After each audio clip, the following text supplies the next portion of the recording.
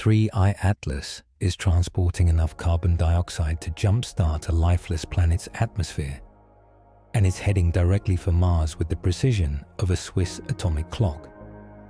Why is this interstellar guest getting so close to the red planet just after NASA announced potential life indicators in ancient Martian rocks? The timing is statistically impossible. The trajectory brings it within 30 million kilometers of Mars while concealing behind the Sun from Earth's telescopes. Tonight, we'll examine this cosmic coincidence that has astronomers whispering and conspiracy theorists screaming. This isn't random. In a universe governed by chaos and chance, nothing, absolutely nothing, should be this accurate. Something is occurring in Mars's orbital neighborhood that shatters our understanding of how the cosmos actually operates. Stay with me, because what Atlas is really doing out there might be the most frightening discovery in human history. Part 1. There is life out there. NASA's Perseverance rover has been quietly digging through the ancient mudstones of Jezero Crater for over 4 years now. But in July 2024, something remarkable emerged from the Martian soil. Scientists discovered what they're calling leopard spot patterns embedded within a sample dubbed Shava Falls, collected near the Bright Angel outcrop. These aren't just pretty formations in the rock. They represent one of the strongest potential bioindicators ever found on Mars. Let me translate what this actually means. A biosignature candidate is essentially nature's signature, a chemical or physical trace that life might have left behind. The leopard spots contain minerals like vivianite and grigite, compounds that, while they can form through purely geological processes, are also commonly produced by biological activity here on Earth. It's like finding footprints in ancient mud, except these footprints might have been made by microscopic Martian organisms 3.5 billion years ago. Jezero Crater wasn't always the barren, windswept basin we see today. Picture this. Billions of years ago, this region hosted a sprawling lake fed by a winding river system. The delta formations preserved in Jezero's geology tell the story of flowing water, sediment deposition, and organic chemistry. Exactly the conditions where life tends to leave its calling cards. River deltas are nature's filing systems, preserving organic molecules and biological signatures in their layered sediments with remarkable fidelity. But here's where our story takes an unexpected turn. While scientists were announcing this potential evidence of ancient Martian life in September 2025, something else was happening in the darkness between the stars. On July 1st, 2025, the Atlas Telescope network detected an object unlike anything we'd seen before. They designated it 3I, making it only the third confirmed interstellar guest in human history. Atlas, the Asteroid Terrestrial Impact Last Alert System, operates like a celestial security guard, scanning the entire sky every night from stations in Hawaii, Chile, and South Africa. These telescopes weren't built to find visitors from other star systems. They're designed to spot potentially hazardous asteroids that might threaten Earth. But sometimes, while searching for local threats, you stumble across something far more mysterious. 3I Atlas is traveling on what astronomers call a hyperbolic trajectory, a path that proves beyond doubt it originated from outside our solar system. Unlike the planets and comets born here, which follow elliptical orbits bound to our Sun, this object is essentially falling through our neighborhood on a one-way trip from distant stars. Its orbital eccentricity exceeds 1, meaning it carries enough speed to escape our Sun's gravitational embrace forever. And here's what makes your pulse quicken. While NASA announced Mars's strongest biosignature candidate, this interstellar wanderer was already racing toward a close encounter with the red planet itself. The timing seems almost intentional. What we know about 3I Atlas reads like a cosmic mystery novel. It's confirmed to be natural. No artificial structures, no radio signals, no impossible maneuvers that would suggest intelligence. But its chemistry tells a different story. Early spectroscopic observations from the James Webb Space Telescope and spherics reveal something unprecedented. A coma dominated by carbon dioxide with a CO2 to water ratio of approximately 8:1. Most comets are essentially dirty snowballs rich in water ice. This visitor seems to be exhaling carbon dioxide into space.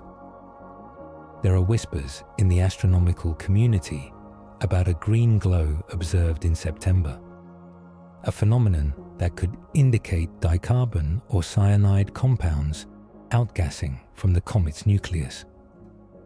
These aren't necessarily exotic chemicals, but their presence in such quantities in an object from another star system raises intriguing questions about where and how 3I Atlas formed.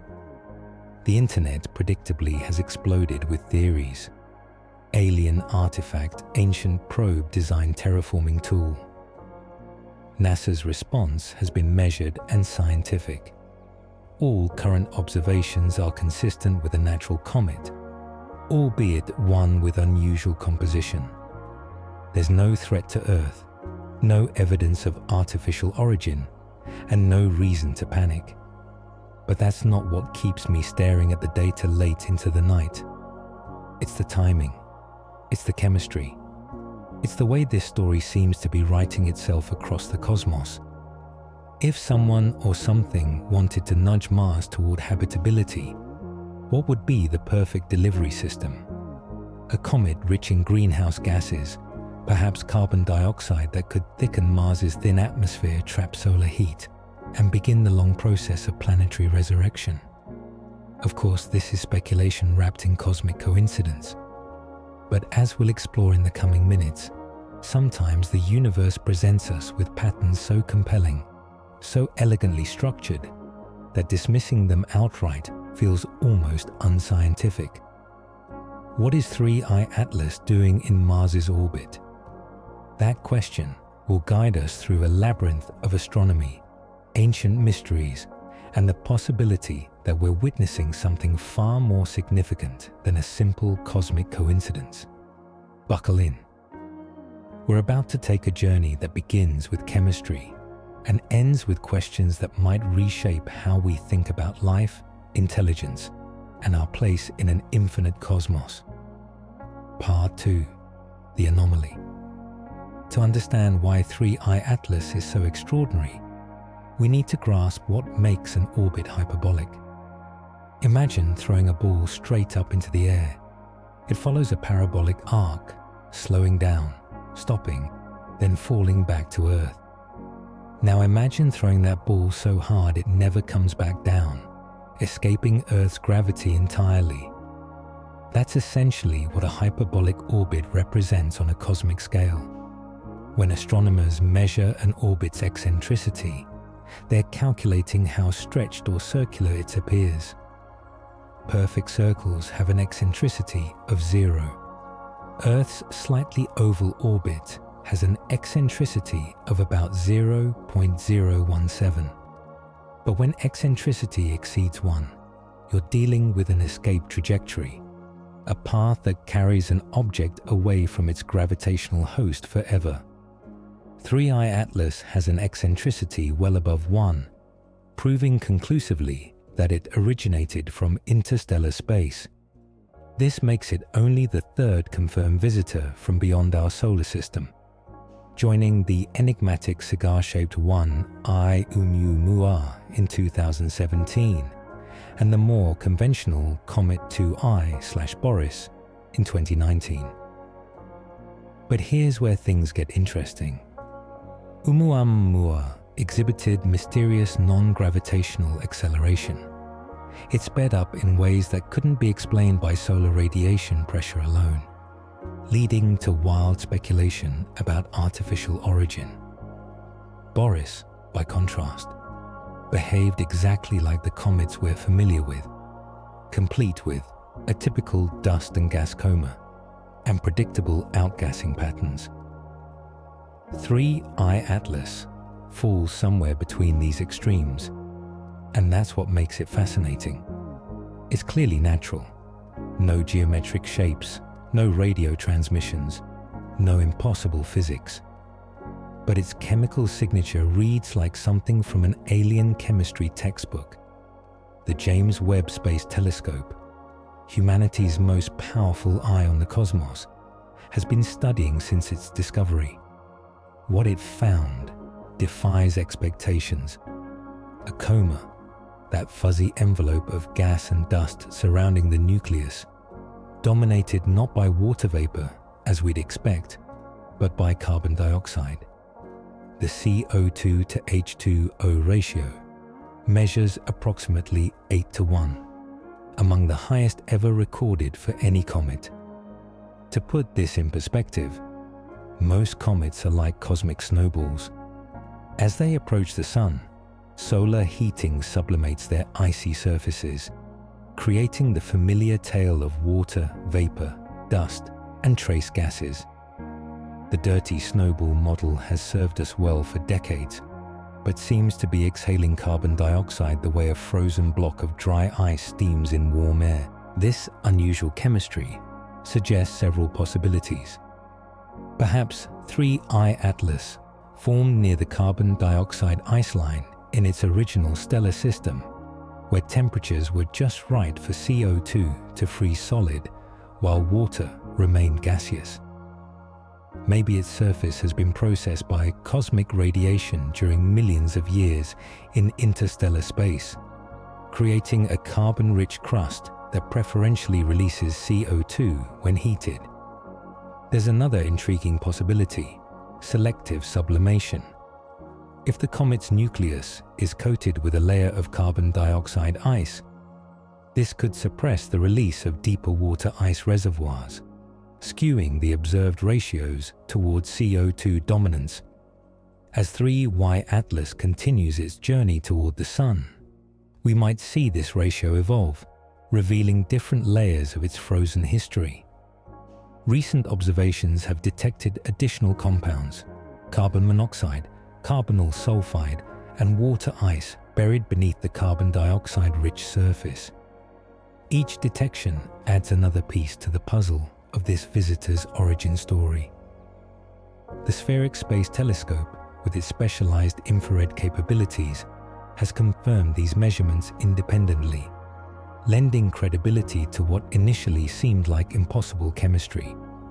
Then there's the green glow. In September, ground-based observers reported a distinct emerald tint to 3I Case's coma. This coloration typically indicates the presence of dicarbon molecules, two carbon atoms bonded together, or possibly cyanide compounds. While neither substance is particularly exotic in cometary terms, their abundance in an interstellar visitor raises questions about the chemical processes at work in distant stellar nurseries. The viral speculation about alien artifacts has prompted measured responses from NASA and ISSA scientists. Dr. Alan Fitzsimmons from Queen's University Belfast, who has extensive experience studying interstellar objects, noted that while ES composition is unusual, all observations remain consistent with natural phenomena. No structured radio signals, no geometric perfection, no impossible accelerations, just chemistry that challenges our assumptions about comet formation. But here's what keeps astronomers awake at night: the measurement limitations. Early spectroscopic observations can be contaminated by dust, atmospheric interference, and the object's rapidly changing distance from both the Sun and Earth.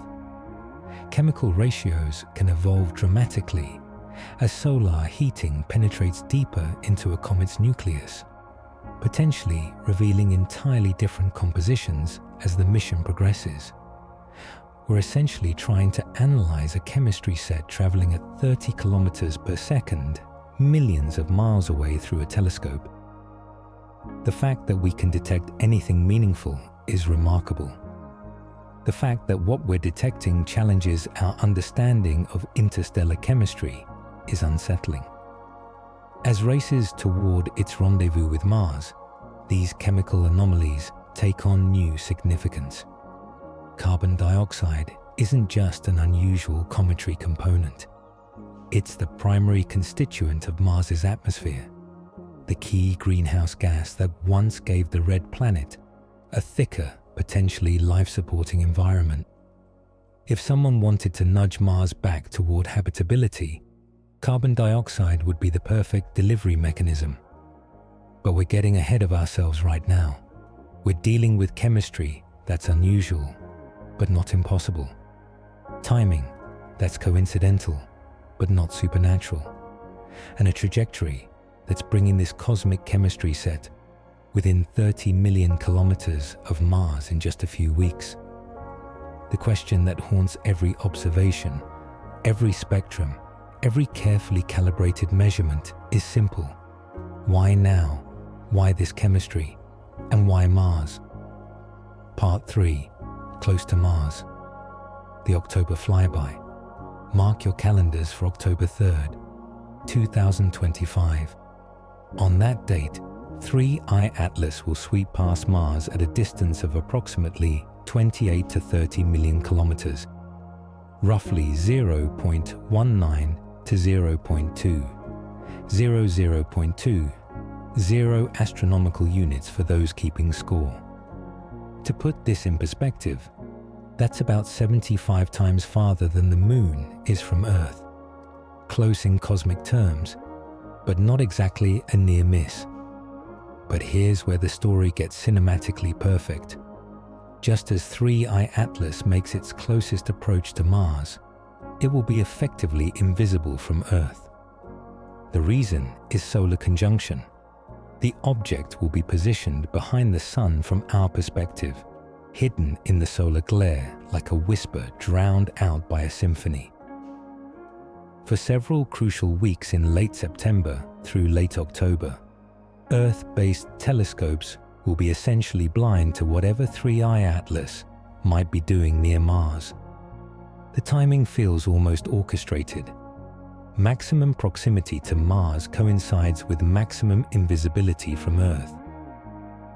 If you were writing a science fiction thriller, you couldn't ask for better dramatic tension.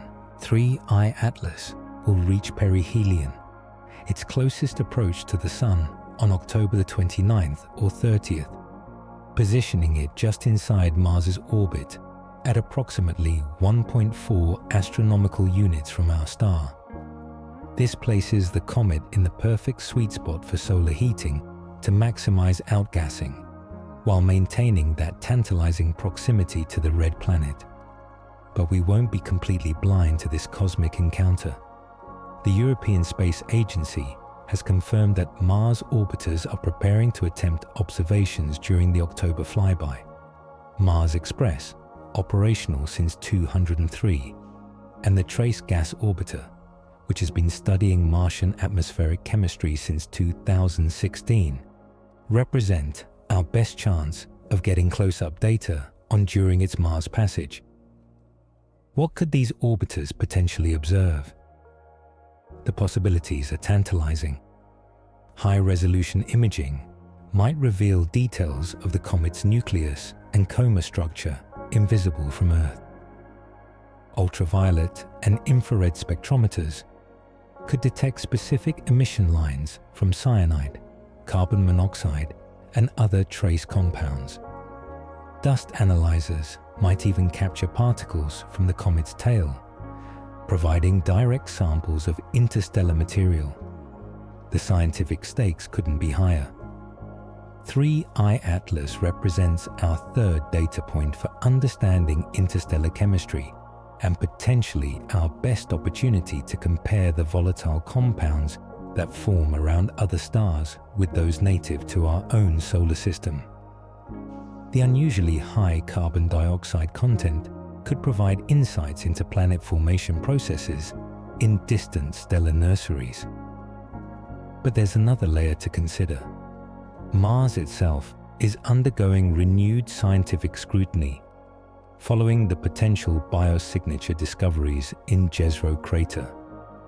The red planet's thin atmosphere, composed of 95% carbon dioxide, represents the remnant of what was once a thicker, more Earth-like envelope. Billions of years ago, Mars likely had enough atmospheric pressure to support liquid water on its surface, the lakes and rivers that carve Jezero Crater, and countless other features across the planet. What if we're witnessing more than just a cosmic coincidence?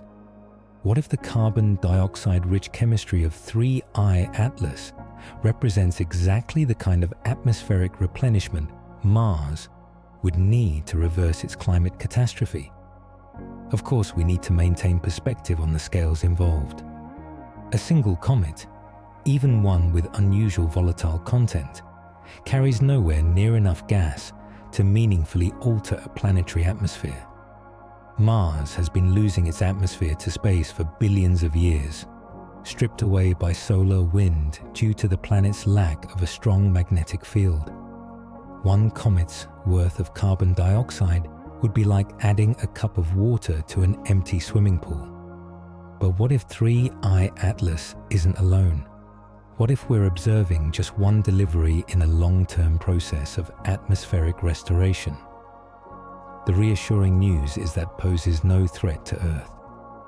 Its closest approach to our planet won't occur until mid-December, when it will pass at a comfortable distance of approximately 1.8 astronomical units, about 168 million kilometers away.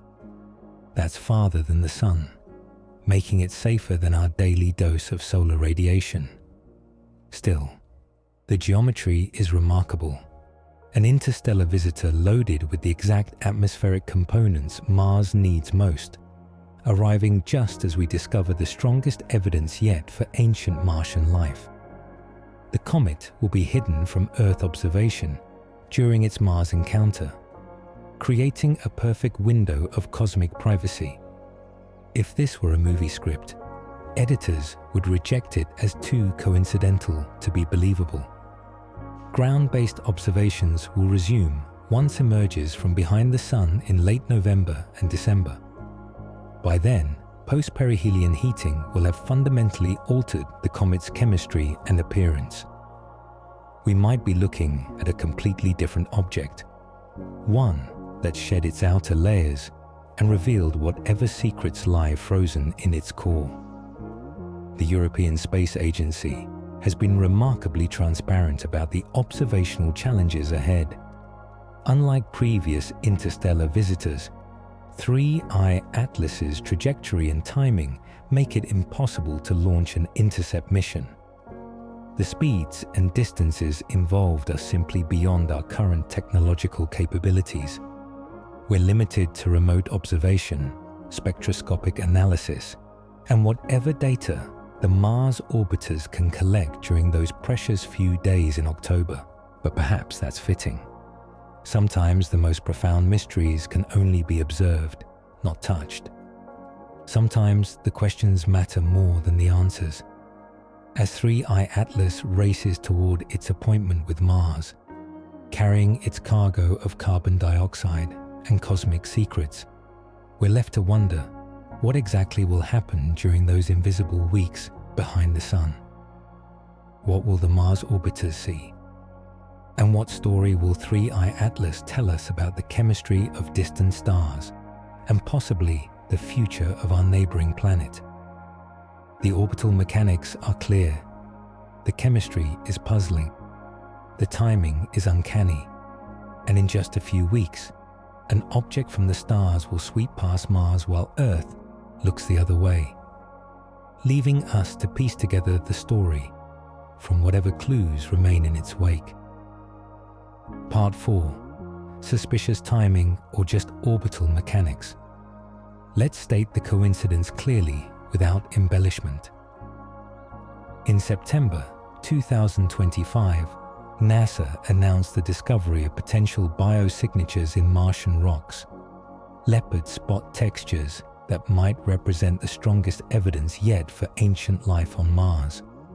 Weeks later, an interstellar comet rich in carbon dioxide will make its closest approach to the red planet before disappearing behind the Sun for crucial weeks of invisible proximity. Correlation, as any scientist will tell you, does not imply causation. But in a universe where timing often seems meaningful, where patterns emerge from apparent chaos, such coincidences demand examination, if only to understand why our pattern-seeking minds find them so compelling. The rational explanation is straightforward. Interstellar objects arrive from random directions at random times, following the inexorable laws of celestial mechanics. 3I Atlas began its journey from some distant stellar neighborhood millions of years ago, long before humans existed, let alone developed the capability to detect biosignatures on Mars. Its hyperbolic trajectory was set by the gravitational dynamics of its birth system, modified by countless stellar encounters during its lonely voyage through the cosmic void. Hyperbolic orbits don't lie. When we calculate an eccentricity greater than 1, we're measuring something fundamental about an object's history and destiny. 3I Atlas is unbound to our Sun, carrying excess velocity that will eventually carry it back into interstellar space. This isn't a captured object that somehow got aimed at Mars.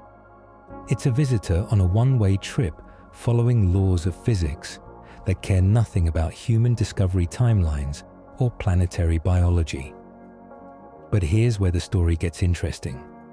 From a purely narrative perspective, in conspiracy theories and thriller plots, coincidences don't exist in isolation. They pile up layer upon layer until the accumulated weight of circumstantial evidence becomes impossible to ignore. So let's examine what we're actually dealing with. First, there's the perihelion geometry. 3I Atlas will reach its closest approach to the Sun on October the 29th or 30th, positioning it just inside Mars' orbit, at a distance of approximately 1.4 astronomical units. This places the comet in the optimal zone for maximum solar heating and outgassing, exactly when it's nearest to Mars and furthest from Earth's prying telescopes. The timing of solar conjunction, when 3I Atlas disappears behind the Sun from Earth's perspective, creates a perfect window of observational blindness. For several crucial weeks, our most powerful telescopes will be unable to monitor what's happening near Mars. If someone wanted to conduct cosmic business in private, they couldn't ask for better cover.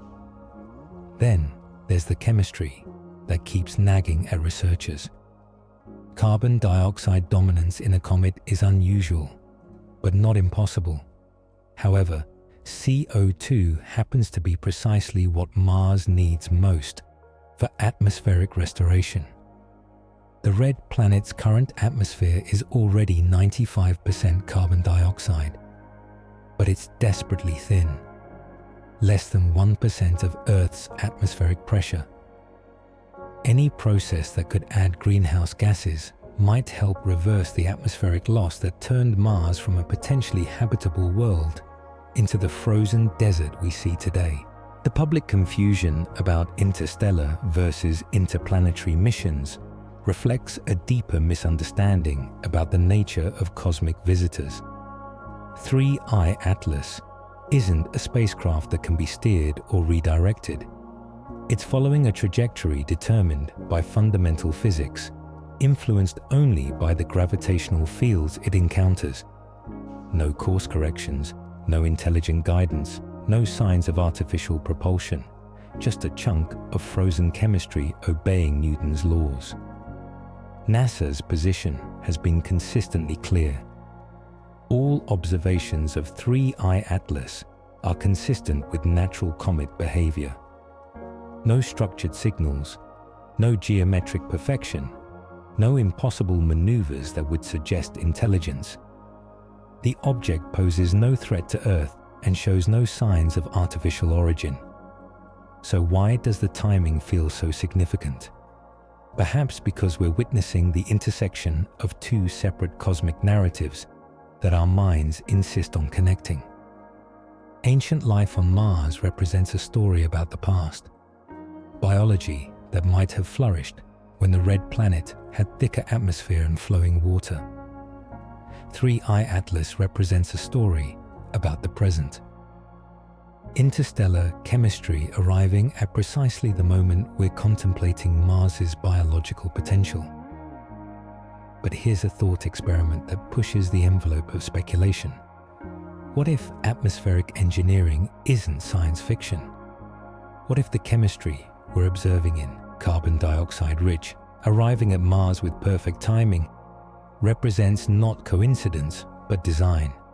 Not alien design necessarily, not little green men piloting cosmic snowballs, but design in the sense of natural selection operating on cosmic scales. What if the universe tends to produce interstellar objects with chemistry that promotes planetary habitability? What if the same processes that create life-supporting atmospheres also generate the delivery mechanisms to maintain them? This ventures well into speculative territory.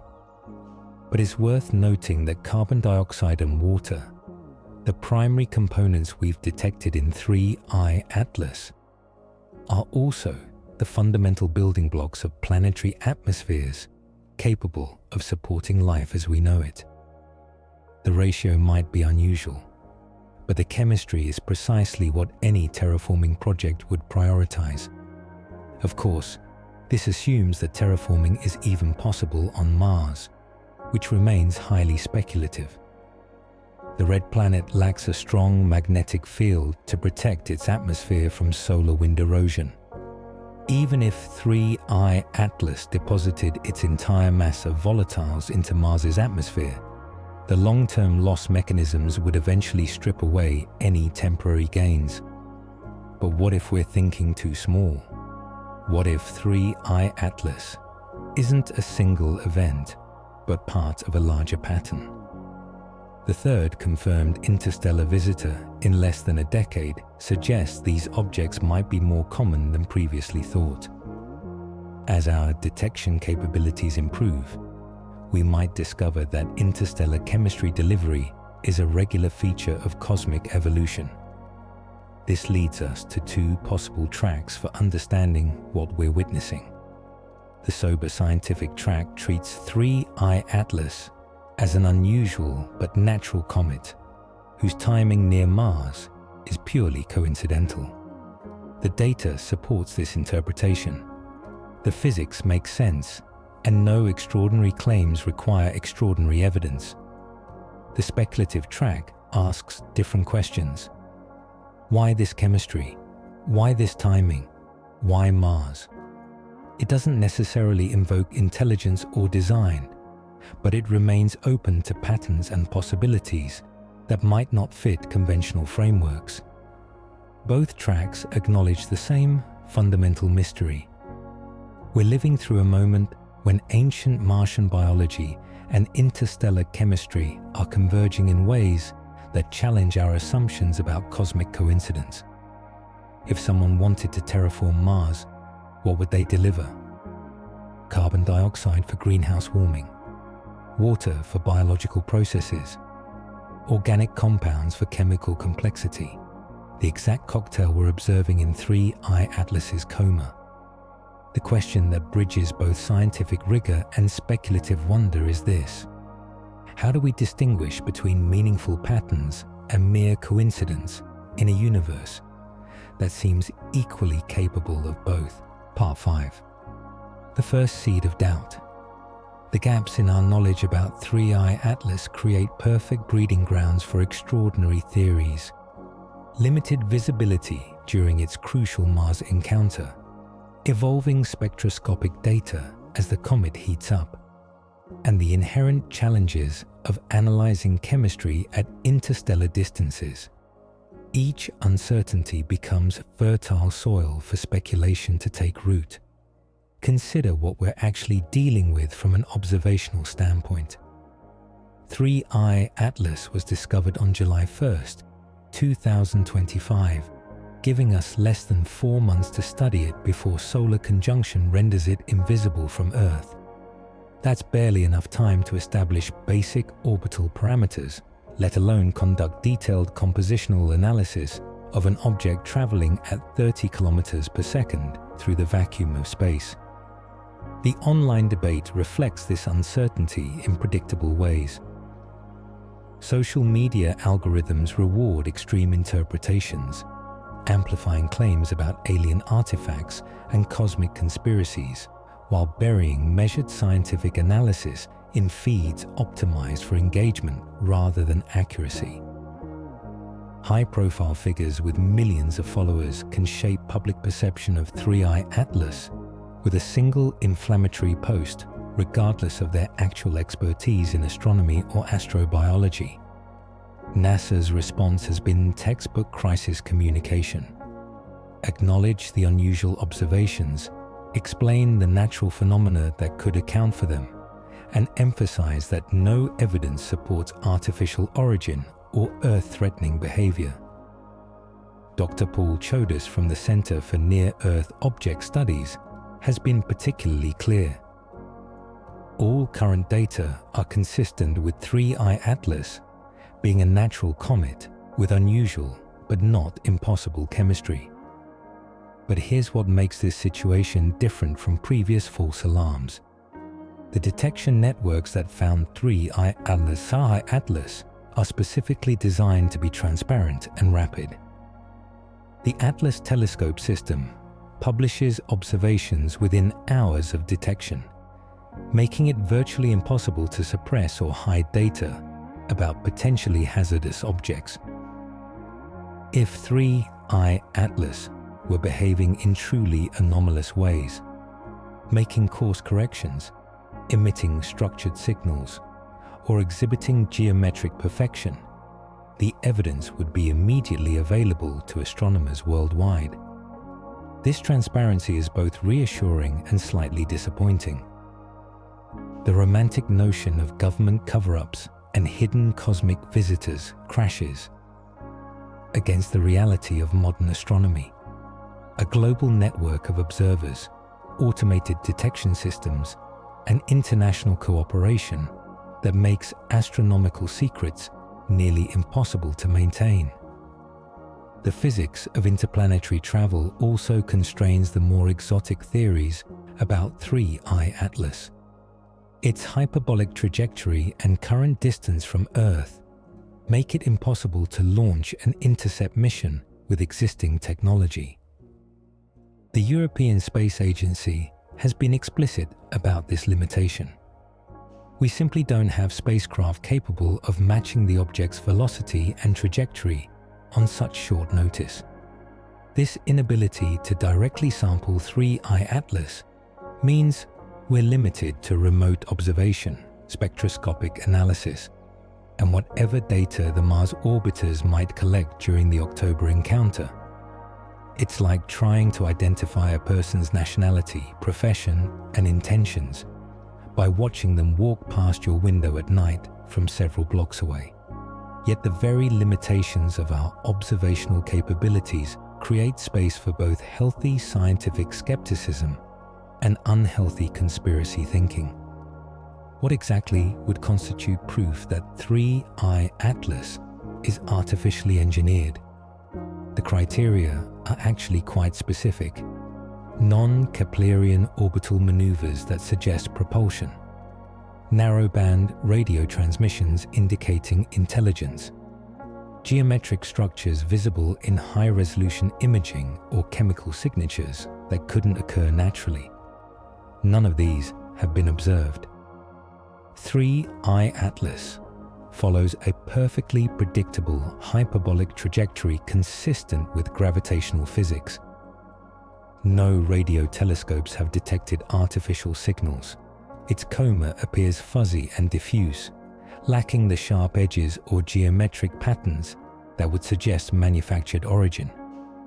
Even its unusual chemistry, while puzzling, falls within the range of what's theoretically possible for comets formed in different stellar environments. But the absence of evidence isn't always evidence of absence.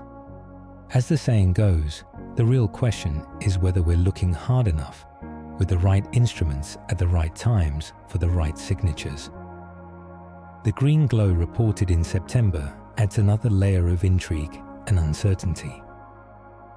Dicarbon and cyanide compounds can indeed produce emerald coloration in cometary comas, but the exact molecular processes responsible for the observed tint remain unconfirmed. Different telescopes, different atmospheric conditions, and different observational techniques can yield conflicting results about color and composition. This is where the noir elements of our story become most apparent. Science corrects, but conspiracy connects. Scientific methodology requires multiple independent confirmations, peer review, and statistical significance before accepting extraordinary claims. Conspiracy thinking, by contrast, weaves isolated observations into compelling narratives that resist conventional verification.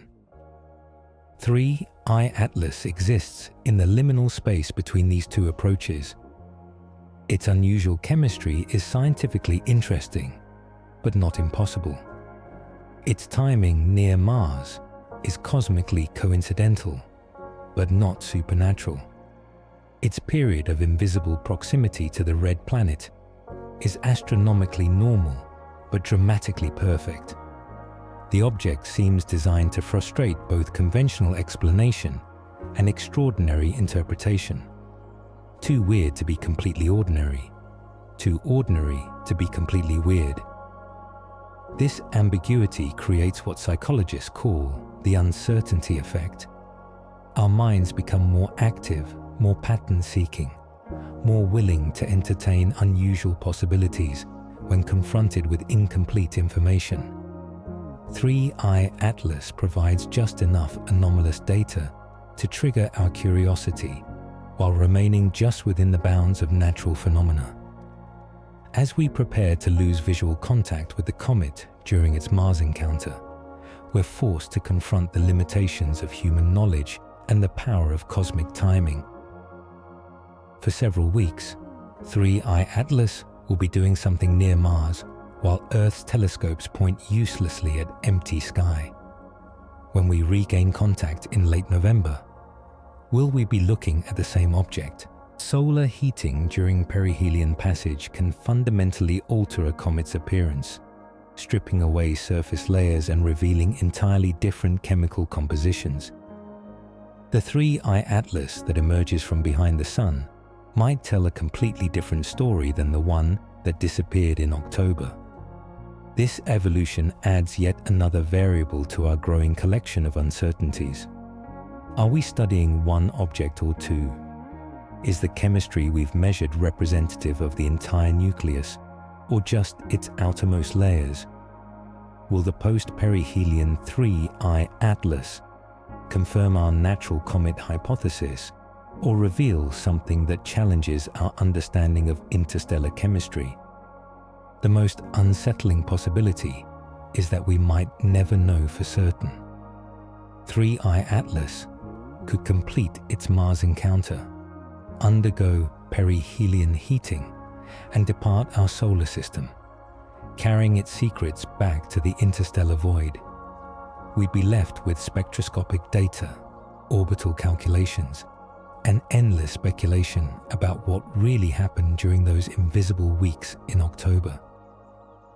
Perhaps that's the real test, not whether 3I Atlas is natural or artificial, but whether we can maintain scientific rigor while acknowledging the profound mystery of our cosmic circumstances.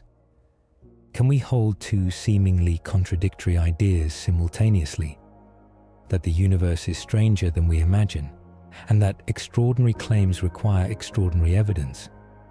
What if the most important question isn't what 3I Atlas is, but what its arrival reveals about our readiness to encounter truly anomalous phenomena? What if this is less about chemistry and more about consciousness? A test of our ability to think clearly in the presence of cosmic ambiguity. What if the real mystery isn't what 3I Atlas is doing in Mars' orbit, but what we're supposed to learn from watching it happen? Part 6. Historical Echoes. Sky Gods and Wandering Stars. Long before NASA telescopes scanned the cosmos for interstellar visitors, human beings watched the skies with a mixture of wonder and terror. Ancient astronomers, Sumerian, Egyptian, Mayan, Chinese, developed sophisticated systems for tracking celestial motion, but they had no framework for understanding objects that might originate beyond our solar system.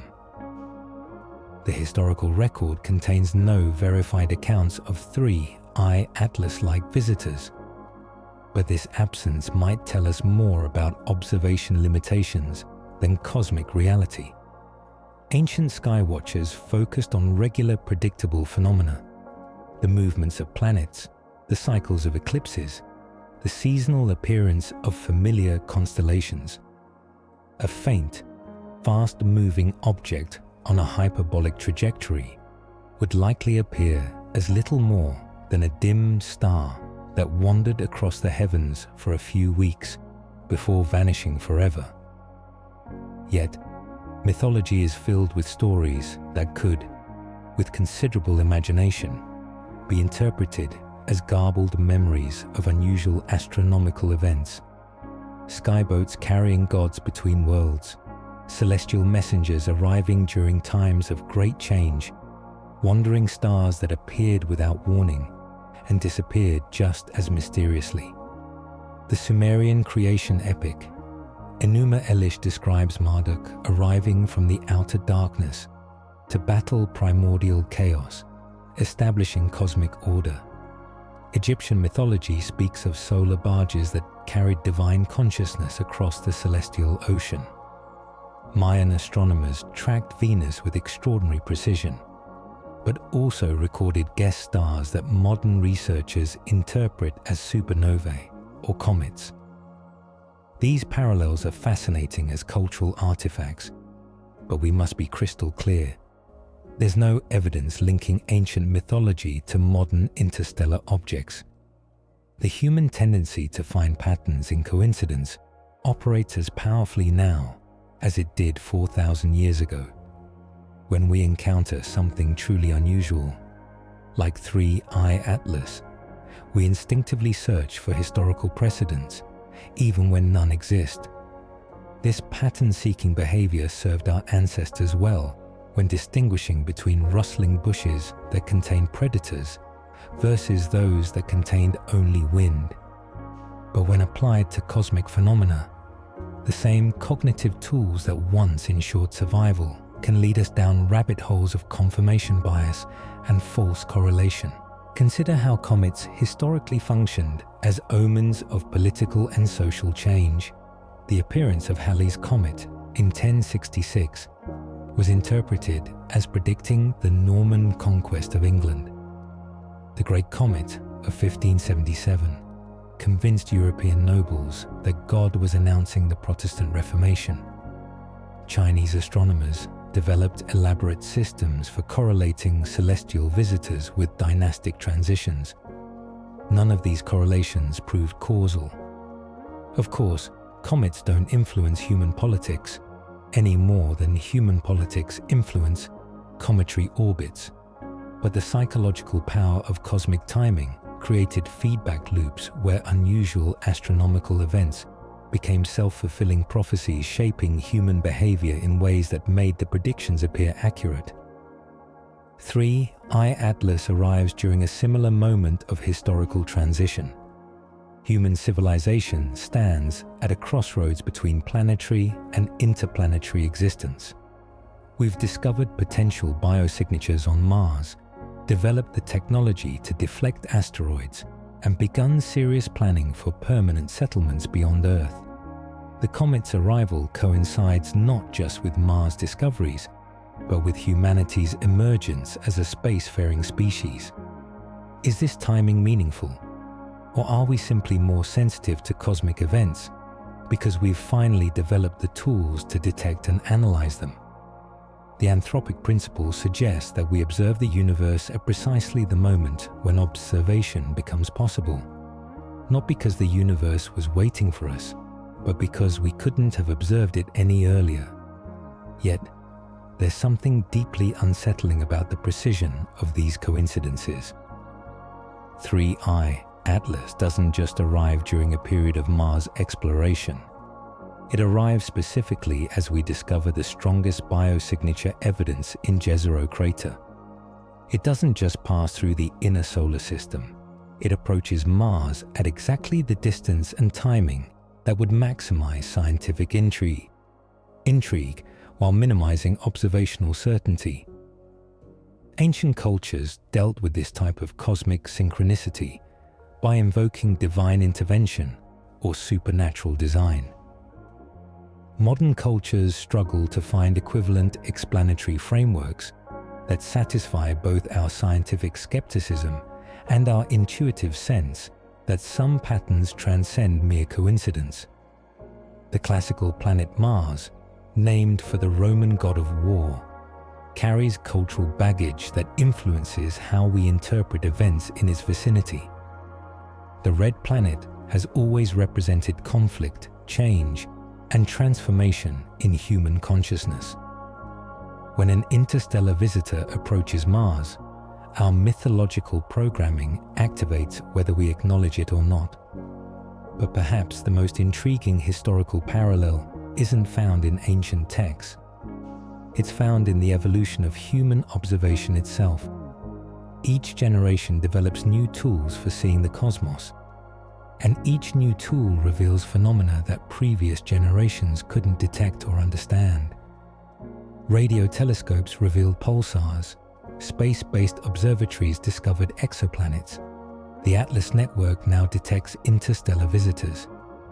What if the pattern isn't that unusual objects arrive at meaningful moments, but that our definition of meaningful expands to accommodate whatever we're capable of observing? What if 3I Atlas has been making similar approaches to Mars for millions of years, but only now do we have the technology to detect its chemistry and the cultural context to find its timing significant? This raises a provocative question.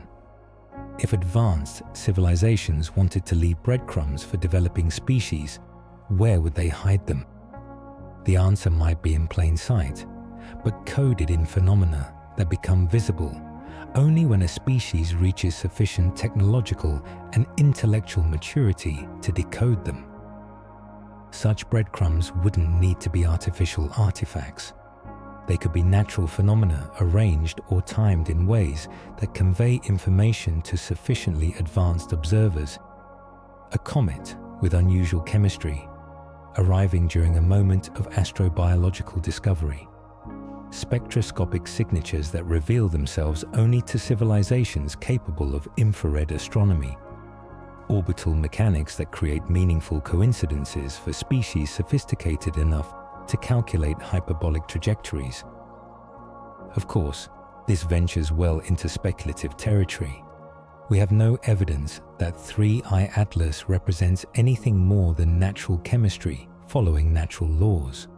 But the framework of natural breadcrumbs provides a useful thought experiment for understanding why certain cosmic events feel pregnant with meaning even when conventional analysis suggests pure coincidence. Our methodology moving forward must be explicitly bifurcated. We'll entertain possibilities while rigorously checking them against available data. We'll explore patterns while acknowledging the human tendency to impose meaning on random events. We'll ask what-if questions while maintaining what-is standards of evidence. The ancient astronomers who tracked planetary motions and recorded celestial events were doing something profoundly important even when their interpretations were wildly incorrect. They were establishing the observational foundation that would eventually enable us to detect 3I Atlas and calculate its interstellar origin. Their pattern-seeking, meaning-making impulses, however misguided, were practice runs for the pattern-seeking we're doing now. The difference is that we have better tools and stricter methodologies, but the fundamental human response to cosmic mystery remains unchanged. We watch, we wonder, and we try to understand our place in an apparently infinite universe that occasionally presents us with phenomena that seem almost too coincidental to be truly coincidental. What if the sky gods our ancestors imagined were simply their way of describing realities they could sense but not yet measure? What if 3I Atlas is exactly the kind of phenomenon that would have inspired myths about celestial messengers, if only ancient observers had possessed telescopes powerful enough to detect it? Part 7. Nibiru, Sitchin, and the Internet. Every few years, Internet culture rediscovers the supposed 3,600-year cycle of Nibiru, a mythical planet that allegedly approaches Earth on a highly elliptical orbit, bringing with it ancient astronauts, genetic manipulation, and the rise and fall of human civilizations. The story originates primarily with Zecharia Sitchin, whose translations of Sumerian cuneiform tablets proposed that advanced beings called the Anunnaki visited Earth periodically to mine gold and interfere with human evolution. NASA has spent considerable resources debunking these claims. There is no rogue planet on a collision course with Earth. No gravitational evidence suggests a massive body lurking in the outer solar system on a 3,600-year orbit. No astronomical observations support the existence of Nibiru, despite decades of sophisticated sky surveys that would easily detect such an object. The Nibiru mythology represents exactly the kind of pseudoscientific thinking that makes genuine astronomical anomalies like 3I Atlas so difficult to discuss rationally. When the Internet is flooded with claims about ancient astronauts and planetary conspiracies, legitimate scientific mysteries get lost in the noise of unfalsifiable speculation. But here's what makes 3I Atlas fundamentally different from Nibiru fantasies. It's real, it's observed, and its behavior follows predictable laws of physics. Multiple observatories have tracked its trajectory independently. Its hyperbolic orbit has been calculated and verified. Its chemistry has been analyzed by the most sophisticated instruments humanity has ever built. 3I Atlas doesn't return every 3,600 years because it's not bound to our solar system. Hyperbolic orbits are one-way tickets. Objects that follow them arrive from interstellar space and depart to interstellar space, never to return. This is mathematics, not mythology. Yet the persistent appeal of cyclical cosmic events reveals something important about human psychology. We find comfort in patterns, even fictional ones. The idea that significant events repeat on predictable schedules gives us a sense of control over forces that are otherwise incomprehensible. If we can predict when the gods return, maybe we can prepare for their arrival. Real interstellar objects, like 3I Atlas, offer no such comfort. They arrive without warning from random directions, follow trajectories determined by physics rather than prophecy, and depart forever into the cosmic void. There's no cycle to decode, no pattern to predict, no way to prepare for the next encounter, because we have no idea when or if it will occur. This unpredictability might be more unsettling than the false certainty of mythical cycles. At least, Nibiru enthusiasts know what they're expecting and when to expect it. 3I Atlas offers only questions. Where did it come from? Why does its chemistry seem so perfectly suited for Mars' atmospheric restoration? What will happen during its invisible encounter with the red planet? The contrast between science-based uncertainty and unfalsifiable mythology illustrates why critical thinking is so crucial when evaluating cosmic anomalies.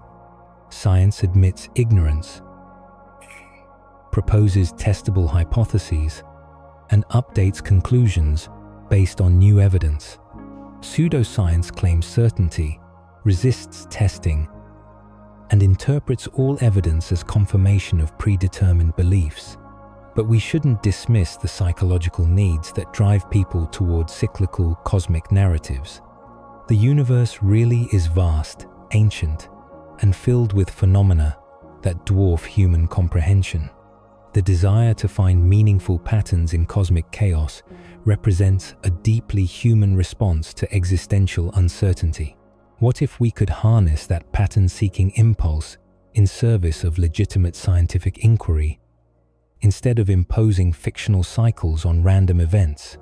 What if we looked for genuine patterns in the limited data we have about interstellar visitors? 3 confirmed interstellar objects in less than a decade suggests these visitors might be more common than previously thought. 1I, Oumuamua, exhibited unusual acceleration. 2I, Borisov, behaved like a conventional comet. 3I, Atlas shows unusual chemistry and uncanny timing. That's hardly enough data for statistical analysis, but it's enough to suggest that interstellar space might be more chemically diverse than our models predict. The real 3,600-year cycle isn't the return of ancient astronauts. It's approximately how long human civilization has maintained written records sophisticated enough to detect patterns in cosmic events. We've been watching the skies systematically for roughly that long, developing increasingly powerful tools for observation and analysis. What if the meaningful cycle isn't cosmic, but technological? Every few generations, we develop new capabilities for detecting and analyzing celestial phenomena. Each technological leap reveals new classes of objects and events that were always there but previously invisible. Radio telescopes revealed pulsars, quasars, and the cosmic microwave background. Space-based observatories detected gamma-ray bursts, gravitational waves, and thousands of exoplanets. Automated sky surveys now detect asteroids, supernovae, and interstellar visitors with unprecedented precision. 3I Atlas represents the latest iteration of this technological evolution. We can now detect, track, and analyze the chemistry of objects from other star systems. This capability is less than a decade old, which means we're still learning what's normal versus anomalous for interstellar visitors. The internet amplifies both the benefits and dangers of this rapid technological progress. Legitimate astronomical discoveries spread globally within hours, enabling unprecedented collaboration and verification. But misinformation spreads just as quickly, mixing genuine scientific mysteries with ancient astronaut theories and conspiracy speculation. The challenge is maintaining scientific rigor while acknowledging that our current understanding of interstellar chemistry and orbital mechanics might be incomplete. 3I Atlas doesn't fit neatly into existing categories, but that doesn't mean it requires extraordinary explanations. Sometimes, nature is simply more creative than our models anticipate. Could ancient myths represent distorted memories of real astronomical events? Possibly. Bright comets, meteor showers, and aurora displays would have seemed supernatural to pre-industrial observers. But there's a crucial difference between acknowledging that astronomy influences mythology and claiming that mythology accurately describes astronomy. The Sumerian tablets that Sitchin translated contain remarkable achievements in mathematics, astronomy, and engineering, but they reflect the cosmological understanding of their time, not secret knowledge delivered by extraterrestrial visitors. When we project modern scientific concepts onto ancient texts, we usually learn more about our own assumptions than about historical realities. 3I Atlas offers us an opportunity to practice better intellectual hygiene. We can acknowledge its unusual properties without invoking ancient astronaut theories, we can explore its implications for Mars' atmospheric chemistry without claiming it represents deliberate terraforming. We can ask profound questions about cosmic timing and interstellar delivery mechanisms without abandoning the standards of evidence that distinguish science from speculation. The real cycle worth understanding isn't the mythical return of Nibiru. It's the recurring human tendency to find meaning in cosmic events and our evolving capacity to test those meanings against observable reality. As 3I Atlas approaches its invisible encounter with Mars, we're participating in the latest iteration of humanity's oldest intellectual tradition, watching the skies, seeking patterns, and trying to understand our place in a universe that regularly presents us with phenomena that challenge our assumptions about what's possible. The question isn't whether we'll find patterns in the data. Pattern seeking is what human minds do automatically. The question is whether we'll find patterns that actually exist, or patterns that we've imposed on phenomena that are genuinely random but psychologically compelling. Part 8.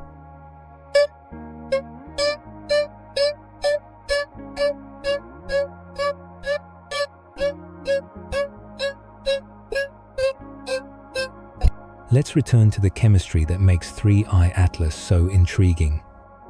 A carbon dioxide to water ratio of approximately 8, one among the highest ever measured in any comet.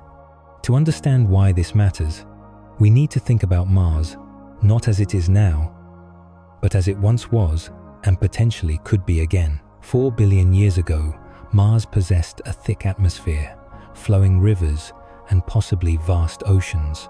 The red planet's surface bears the unmistakable signatures of water erosion, ancient river valleys, delta formations, and mineral deposits that require liquid water to form.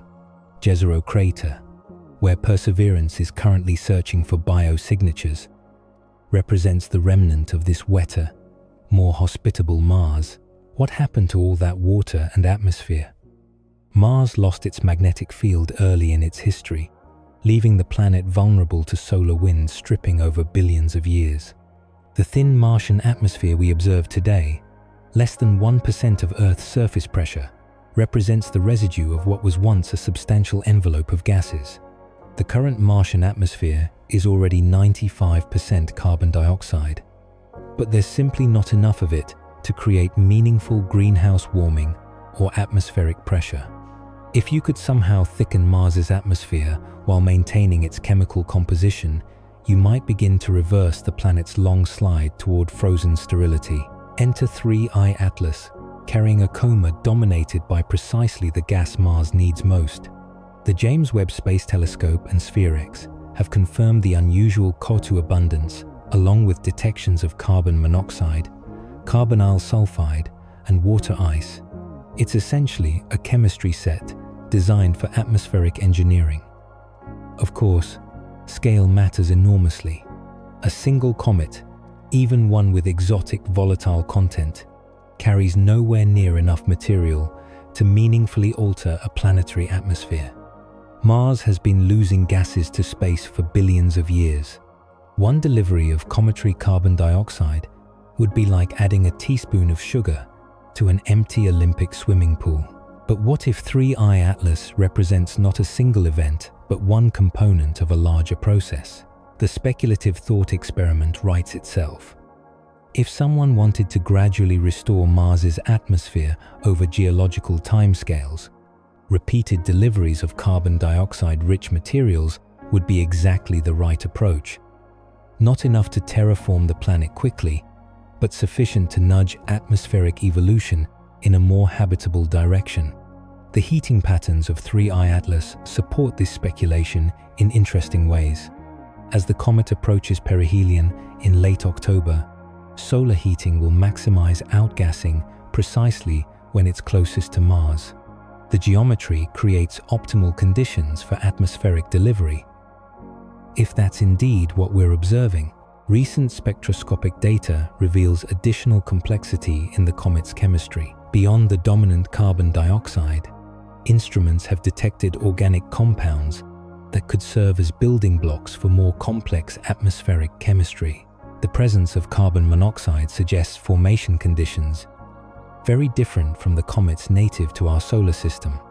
The green glow reported in September adds another layer of intrigue.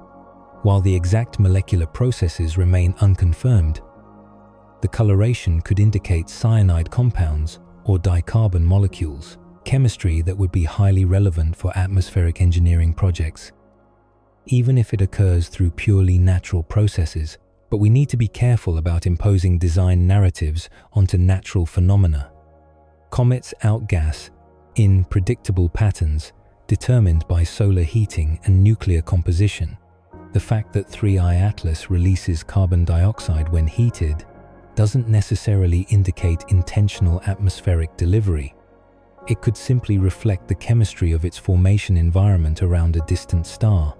One proposed explanation for the unusual COT2 dominance involves selective sublimation. If the comet's nucleus is coated with a layer of carbon dioxide ice, this could suppress the release of deeper water ice reservoirs, creating the observed chemical ratios. As 3I Atlas continues heating during its approach to perihelion, we might see these ratios evolve, revealing different layers of its frozen history. The timing of maximum outgassing also aligns with 3I Atlas's period of invisible proximity to Mars. Earth-based telescopes will be unable to observe the comet during its closest approach to the red planet, creating a perfect window of observational uncertainty during the most chemically active phase of its solar system passage. If this were a science fiction novel, the setup would be obvious. An interstellar delivery system designed to maximize atmospheric contribution while minimizing detection by Earth-based observers. The chemistry is perfect, the timing is perfect, and the geometry creates ideal conditions for both delivery and deniability. Of course, reality operates according to physics rather than narrative convenience. The solar conjunction that hides 3I Atlas from Earth is a predictable consequence of orbital mechanics, not evidence of intelligent design. The COT2 outgassing reflects nuclear composition, determined by formation processes around a distant star, not atmospheric engineering specifications. Yet, the coincidences accumulate with almost satirical precision. An interstellar visitor loaded with greenhouse gases arrives just as we discover potential Martian biosignatures. Its chemistry is dominated by precisely the compounds Mars needs for atmospheric restoration. Its trajectory brings it closest to Mars during a period of maximum solar heating and minimum Earth observation. The European Space Agency's Mars orbiters represent our best hope for resolving these questions. If 3I Atlas is indeed delivering significant quantities of carbon dioxide to Mars's vicinity, the trace gas orbiter should be able to detect and analyze the chemical signatures. Mars Express might even image the comet's coma structure during closest approach. What would constitute evidence of intentional atmospheric engineering versus natural cometary outgassing? The signatures would be subtle but potentially detectable. Unusually focused gas jets pointing toward Mars, chemical compositions that change based on planetary proximity, or outgassing patterns that don't correlate with solar heating could all suggest artificial guidance. None of these have been observed, but the crucial measurements will occur during the period of Earth's observational blindness. We'll be dependent on Mars-based instruments to tell us what really happens when 3I Atlas makes its closest approach to the red planet. The terraforming speculation, while scientifically questionable, serves an important narrative function. It forces us to think about Mars as a dynamic world rather than a static museum. The red planet isn't just a repository of ancient history.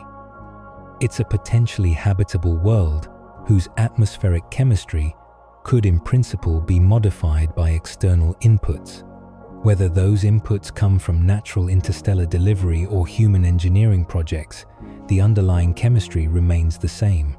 Carbon dioxide, water vapor, and trace organic compounds represent the raw materials for atmospheric restoration regardless of their source. 3. I-Atlas might be showing us what Mars' atmospheric engineering could look like.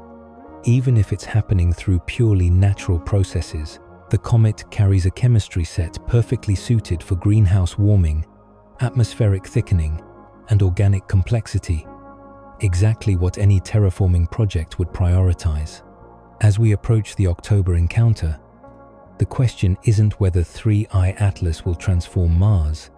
The scale is far too small for dramatic change. The question is whether we'll observe chemistry that teaches us something new about atmospheric engineering, planetary restoration, and the kinds of materials that interstellar space makes available for world-building projects. The real terraforming might be happening in our minds as 3I Atlas forces us to imagine Mars, not as it is, but as it could be. Part 9. Biological connection, panspermia, DNA switches, and storytelling. The scientific baseline must be stated clearly.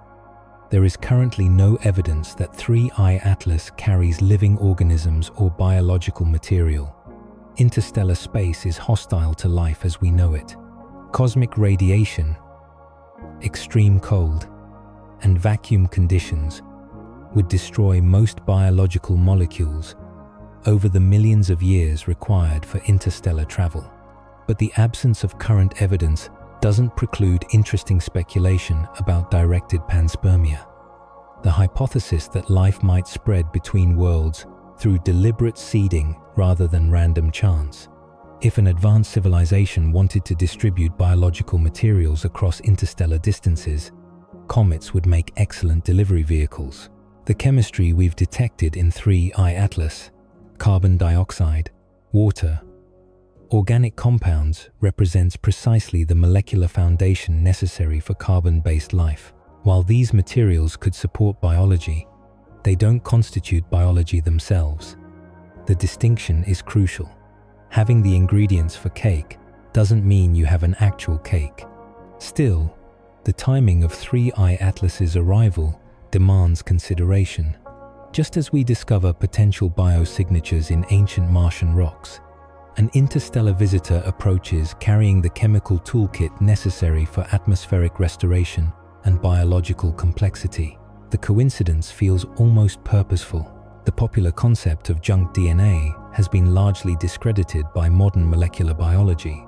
What were once considered non-coding regions of the genome often contain regulatory sequences, structural elements, and evolutionary artifacts with important biological functions. There's no evidence of dormant cosmic software waiting to be activated by interstellar chemistry, despite the persistent appeal of this idea in science fiction.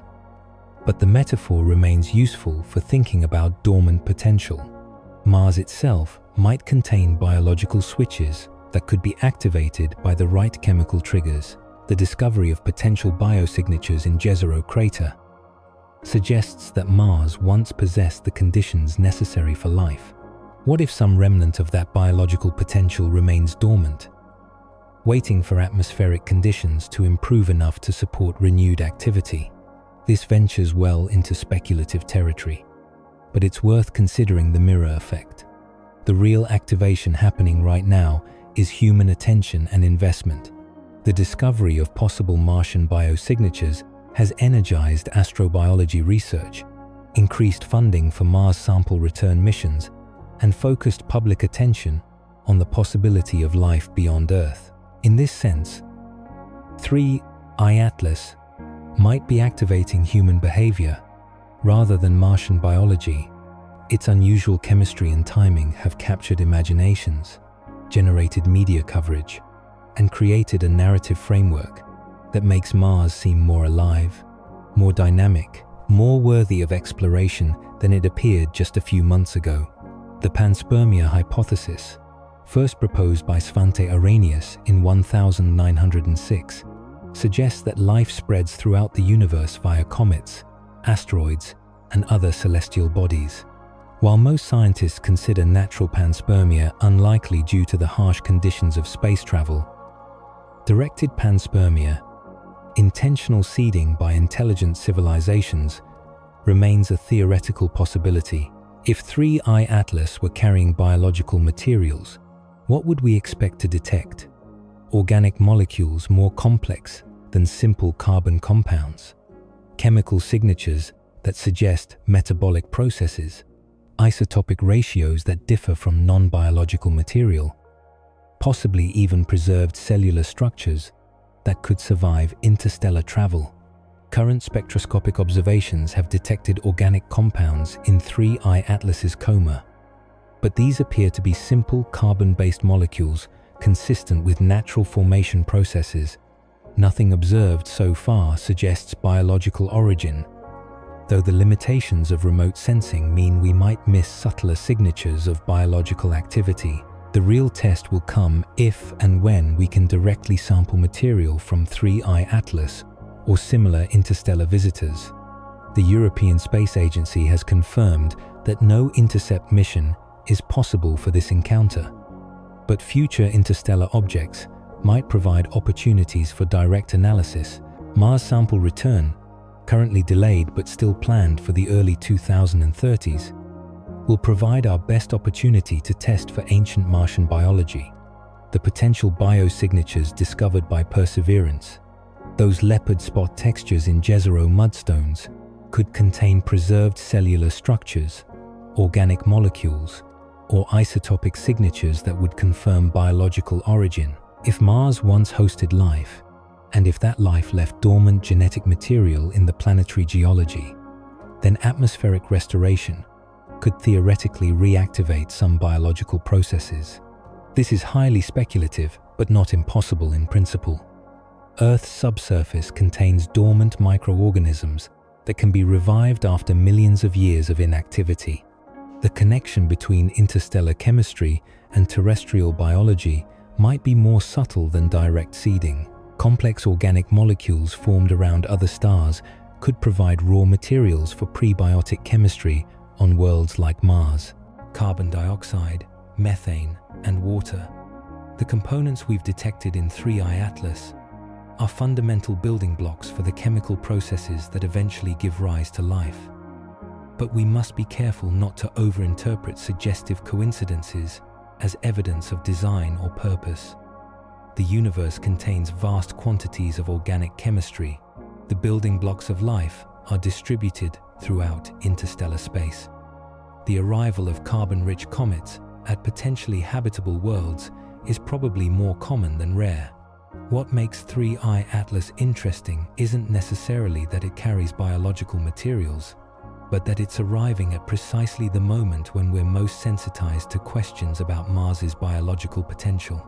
The comet functions as a kind of cosmic Rorschach test, reflecting our hopes and fears about life in the universe.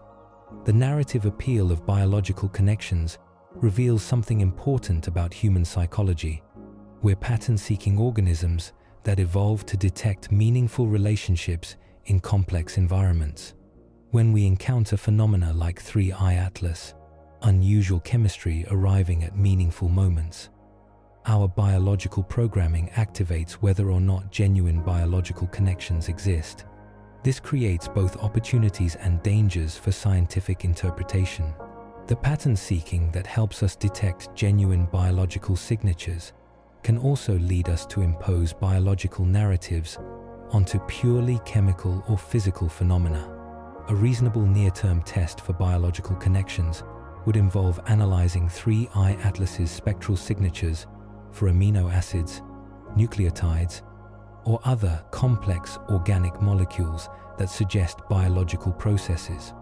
Current instrumentation should be capable of detecting such compounds if they exist in sufficient concentrations.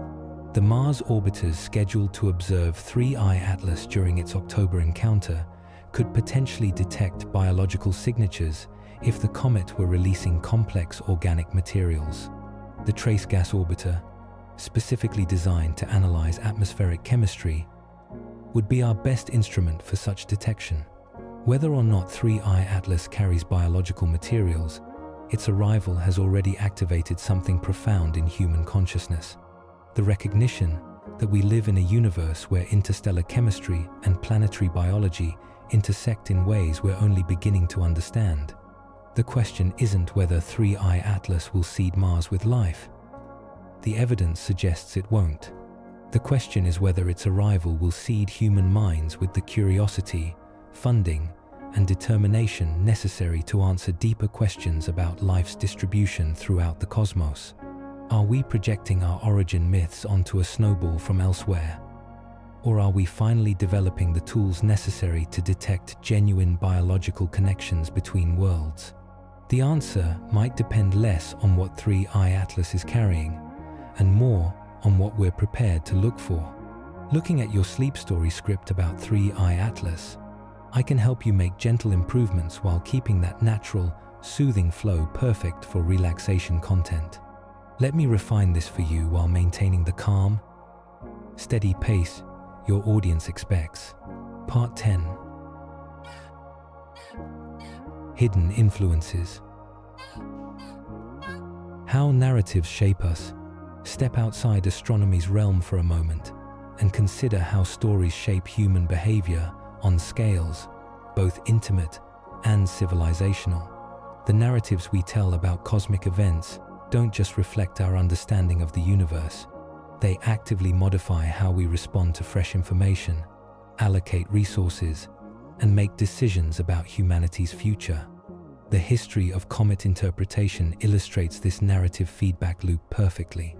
Halley's Comet has appeared roughly every 76 years for millennia, but each appearance generated wildly different human responses depending on the prevailing cultural stories about celestial visitors. Medieval Europeans saw omens of plague and political upheaval. Renaissance astronomers saw confirmation of natural law and predictable celestial mechanics. Modern observers see opportunities for scientific investigation and space mission planning. Same comet, different narratives, different consequences. 3i Atlas arrives during an era when our stories about cosmic visitors are undergoing rapid evolution.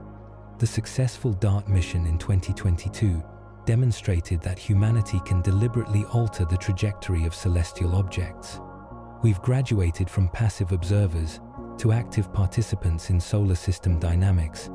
This technological capability changes how we interpret objects like 3i Atlas, transforming them from pure scientific curiosities into potential resources or threats that might require human response. Media algorithms amplify this narrative evolution in unprecedented ways. Social media platforms reward extreme interpretations and emotional engagement over measured analysis. A single post claiming 3i Atlas is an alien artifact can reach millions of viewers within hours, while careful scientific papers explaining its natural chemistry remain buried in academic journals with readership in the hundreds. This creates a dangerous feedback loop where sensational interpretations of genuine scientific mysteries crowd out nuanced analysis. The signal-to-noise ratio degrades as speculation multiplies faster than verification, making it increasingly difficult for non-experts to distinguish between legitimate scientific uncertainty and manufactured controversy. The planetary defense infrastructure that detected 3i Atlas represents a remarkable achievement in international cooperation and technological capability. The Atlas Telescope Network, Panoramic Survey, and similar systems scan the entire visible sky every few nights, automatically detecting and tracking potentially hazardous objects. This global surveillance network has dramatically reduced the risk of cosmic surprise attacks, but it's also created new categories of public awareness about celestial visitors. We now live in a world where interstellar objects are detected and announced within days of discovery, complete with preliminary orbital calculations, chemical analysis, and risk assessments. This rapid information flow enables unprecedented scientific collaboration, but it also creates opportunities for misinterpretation and premature speculation. The challenge is maintaining scientific rigor while acknowledging that our understanding of interstellar chemistry and visitor frequency is genuinely incomplete. 3i Atlas doesn't fit neatly into existing categories of cosmic objects. Its chemistry is unusual, its timing is coincidental, and its behavior during the Mars encounter will occur during a period of limited Earth-based observation. These uncertainties create legitimate space for scientific speculation, but they also provide fertile ground for unfalsifiable claims and conspiracy theories.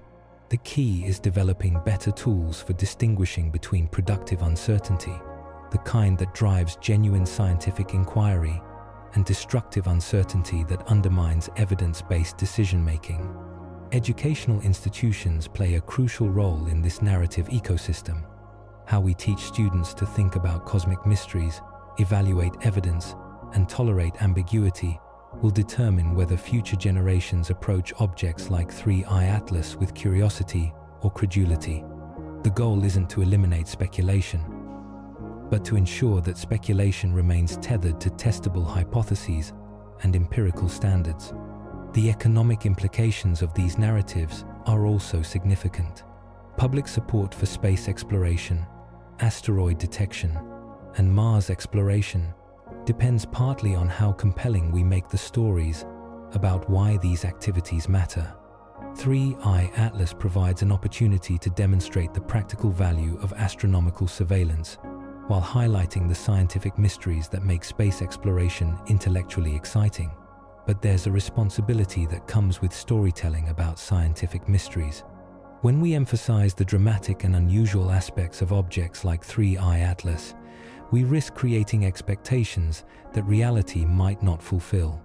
If 3I Atlas proves to be a relatively conventional comet with slightly unusual chemistry, will public interest in interstellar visitors decline? Will support for continued astronomical surveillance suffer if the mystery deflates into mundane explanation? The healthy toolkit for evaluating cosmic anomalies should include several key components: source verification, statistical literacy, predictive testing, and comfortable uncertainty tolerance. Claims about 3I Atlas should be weighted based on their origins. Peer-reviewed papers carry more authority than social media posts. Institutional statements from NASA or ESA deserve more credence than anonymous internet speculation. Statistical literacy helps distinguish between genuine anomalies and selection effects. 3I Atlas is unusual among the 3 confirmed interstellar visitors we've detected, but 3 data points don't constitute a meaningful sample size. As our detection capabilities improve and we discover more interstellar objects, 3I Atlas might prove less exceptional than it currently appears. Predictive testing separates meaningful speculation from unfalsifiable claims. Theories about 3I Atlas that make specific testable predictions about its behavior during the Mars encounter can be evaluated when new data becomes available. Theories that remain immune to empirical testing, regardless of what we observe, are less scientifically useful. Uncertainty tolerance might be the most important skill for navigating cosmic mysteries. The universe regularly presents us with phenomena that challenge our existing frameworks without necessarily requiring extraordinary explanations. 3I Atlas is genuinely puzzling in ways that might not be resolvable with current technology and observational capabilities. The meta-commentary about algorithm-driven information distribution applies directly to how 3I Atlas stories spread through digital ecosystems. Platforms that prioritize engagement over accuracy create incentive structures that reward sensational interpretations over careful analysis. Understanding these systemic biases helps us evaluate the relative prominence of different narratives about cosmic events. Visual communication also shapes how we interpret cosmic mysteries. The choice between presenting 3I Atlas through sober scientific imagery versus sensational artistic representations influences public perception in subtle but significant ways. Split-screen comparisons between actual spectroscopic data and speculative alien artifact thumbnails reveal how presentation affects interpretation. As we approach the October encounter, these narrative dynamics become increasingly important. 3I Atlas will either confirm our natural comet hypothesis, reveal something genuinely anomalous, or most likely provide additional data that refines our understanding without completely resolving the mystery. How we tell that story will influence public support for continued space exploration, international cooperation on planetary defense, and scientific funding for interstellar object research. The narrative stakes are almost as high as the scientific ones. The hidden influence of stories about cosmic visitors extends beyond immediate policy implications.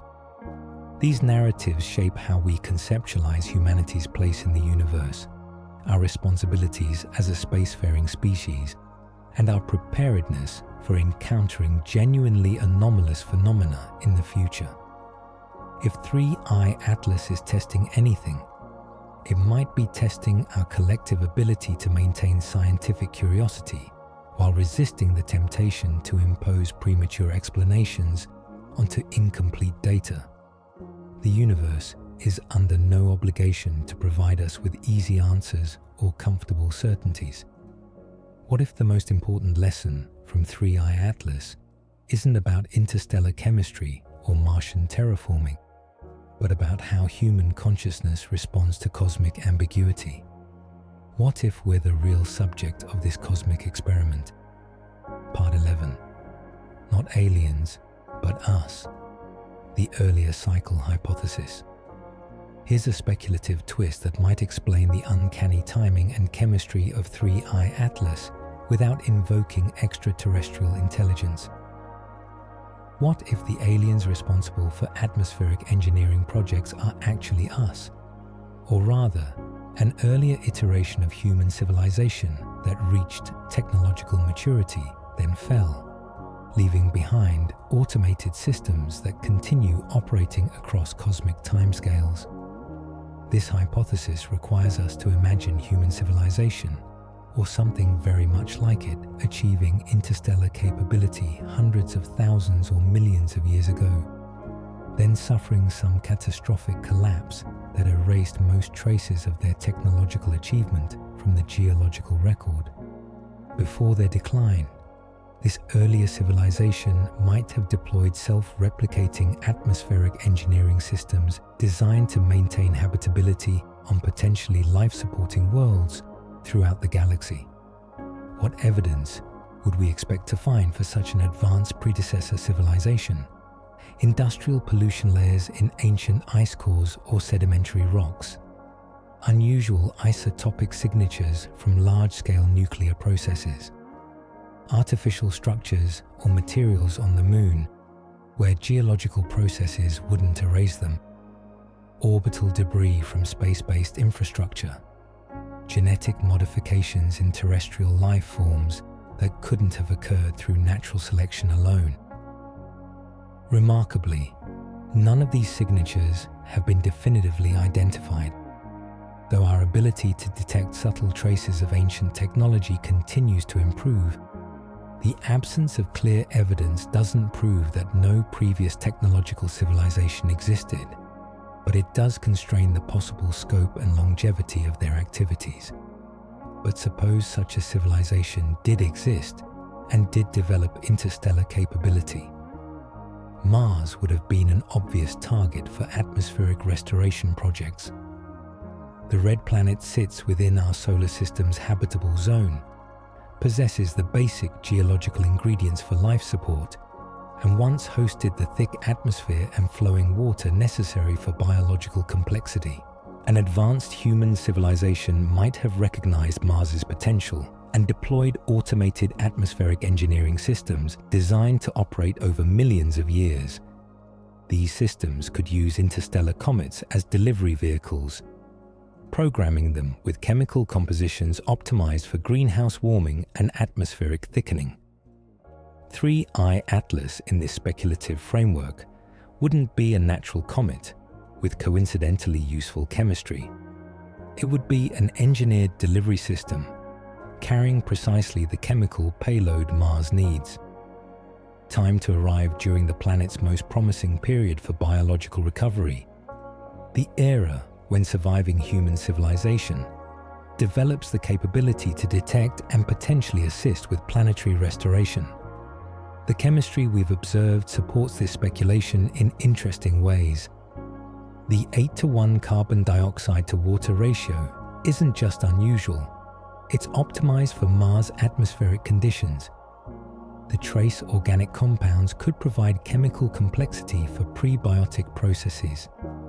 The timing of maximum outgassing during Mars proximity suggests targeting rather than coincidence. Of course, this hypothesis faces significant challenges from basic physics and astronomy. Programming interstellar comets to arrive at specific locations with precise timing would require technology far beyond our current capabilities. The gravitational dynamics of interstellar space make such precise trajectory control extraordinarily difficult even for advanced civilizations. Additionally, we would expect engineered objects to exhibit signatures that distinguish them from natural phenomena. Structured radio transmissions, geometric perfection in imaging, non-gravitational accelerations that suggest active propulsion, or chemical compositions that couldn't occur through natural processes. 3I Atlas displays none of these characteristics, but the hypothesis deserves consideration because it addresses the central mystery of timing and chemistry without requiring external intelligence. If humans or human-like beings developed atmospheric engineering technology in the distant past, Mars would have been their logical first target within our solar system. The current convergence of Martian biosignature discoveries and interstellar atmospheric delivery might represent the intended coordination of these ancient systems. This framework also explains why 3I Atlas appears natural to our current instruments while exhibiting properties that seem almost too convenient to be coincidental. Advanced atmospheric engineering might be designed to appear natural to avoid detection by developing civilizations that aren't ready for direct contact with their own technological heritage. The motive for such elaborate concealment could be pedagogical, forcing developing civilizations to achieve scientific maturity before revealing the full extent of their technological inheritance. 3I Atlas would function as a kind of cosmic examination, testing whether current human civilization has developed sufficient observational capability, analytical rigor, and collaborative capacity to recognize and respond appropriately to atmospheric engineering assistance. The falsifiability of this hypothesis is both its strength and weakness. We could potentially test it by looking for additional engineered signatures that our current instruments might have missed. Narrowband radio emissions, structured light variations, or chemical compositions that evolve in response to Mars's proximity could all indicate artificial guidance rather than natural behavior. The European Space Agency's Mars orbiters provide our best opportunity for detecting such signatures during the October encounter. If 3I Atlas is indeed an engineered atmospheric delivery system, its behavior during closest approach to Mars might reveal targeting mechanisms, chemical release patterns, or communication protocols that wouldn't occur in natural comets. But even if we found evidence of engineering, the assumption that human predecessors were responsible remains speculative. Advanced atmospheric restoration technology could have been developed by any number of species that achieved technological maturity before us. The galaxy has had billions of years to produce civilizations capable of interstellar engineering projects.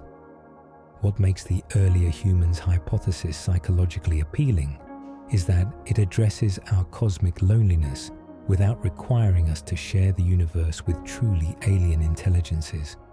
If 3I Atlas represents advanced technology, we'd prefer that technology to be recognizably human rather than utterly foreign. It's easier to imagine discovering our own forgotten capabilities than encountering genuinely alien engineering.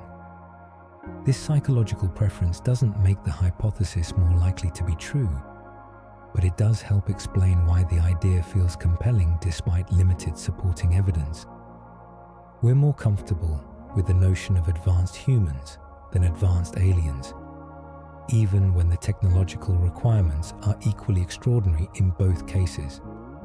The timeline for such a scenario would need to accommodate both the rise and fall of an advanced civilization and the deployment of interstellar engineering systems that continue operating across cosmic timescales. Earth's geological record suggests that no previous technological civilization achieved industrial capability before the current human emergence, but space-based civilizations might leave fewer planetary traces. Alternatively, the advanced predecessor civilization might have originated on Mars itself during the planet's more habitable early period. If Mars once hosted intelligent life that developed interstellar capability before the planet's atmospheric collapse, they might have deployed long-term restoration systems designed to eventually return their homeworld to habitability. This Martian origin story would explain why 3I Atlas seems so perfectly chemistry matched to Mars' atmospheric needs. It would also explain the timing.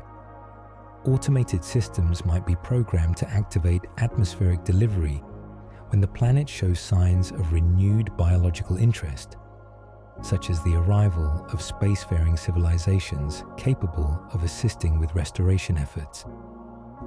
Of course, we have no evidence that Mars ever hosted intelligent life, and the current understanding of the planet's atmospheric evolution suggests that any complex ecosystem would have had a relatively narrow window for development before conditions became too harsh.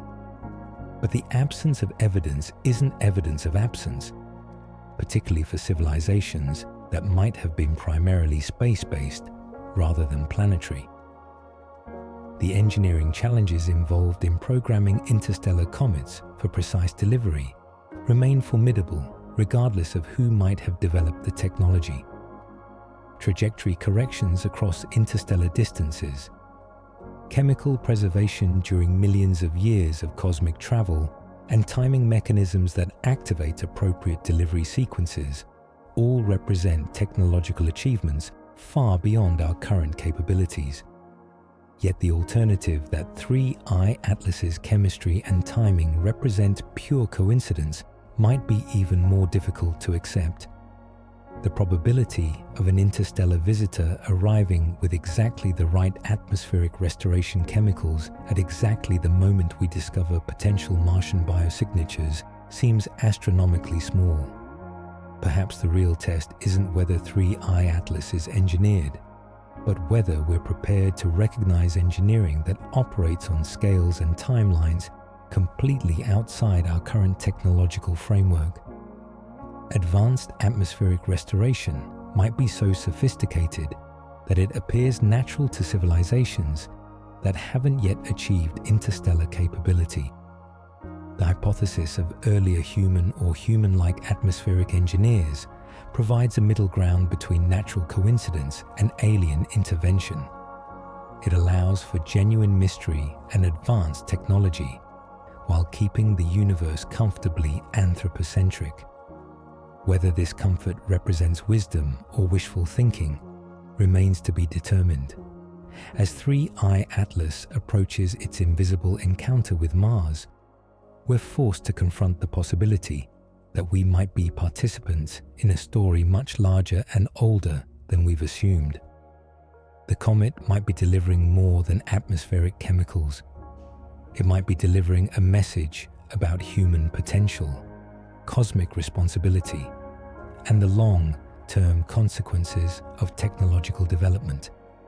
If our predecessors really did deploy interstellar atmospheric engineering systems, then 3I Atlas represents both a gift and a challenge. Assistance with planetary restoration, but also a reminder that technological civilizations can rise, fall, and rise again across timescales that dwarf individual human lifespans. The question isn't just what 3I Atlas is doing in Mars's orbit, but what we're supposed to learn from watching it happen. Part 12. Quantum Archaeology. Desert supercomputers and predicting collapse. Imagine for a moment vast computational networks buried beneath the world's great deserts. Quantum processing systems designed to model civilizational collapse, predict optimal intervention timing, and coordinate planetary restoration projects across galactic distances. This is pure science fiction, of course, but it provides a useful framework for thinking about how advanced civilizations might approach the problem of long-term species survival. The speculative concept of quantum archaeology suggests that sufficiently powerful computers could reconstruct historical events from the faint physical traces they leave in quantum fields, subatomic interactions, and information-theoretic residues. While no such technology exists, the underlying principle that the universe retains information about past events in subtle but detectable forms has some basis in theoretical physics. If such capabilities were real, an advanced civilization facing imminent collapse might deploy quantum archaeological systems to predict the optimal timing for species recovery assistance. These buried networks could monitor planetary conditions, track technological development, and activate delivery systems precisely when emerging civilizations reach sufficient maturity to benefit from atmospheric restoration assistance. 3I Atlas in this framework wouldn't be randomly timed coincidence. It would represent the output of predictive algorithms that identified the current moment as optimal for Mars atmospheric engineering support. The comet's arrival coincides with human discovery of Martian biosignatures, development of interplanetary exploration capability, and growing awareness of climate engineering challenges. Of course, this ventures well into speculative fiction territory.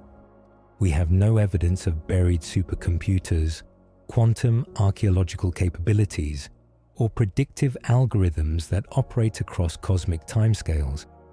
But the metaphor serves an important function. It helps us think about how genuinely advanced civilizations might approach challenges that operate on scales far beyond individual lifetimes. The reality of modern computational networks isn't entirely dissimilar from this science fiction scenario.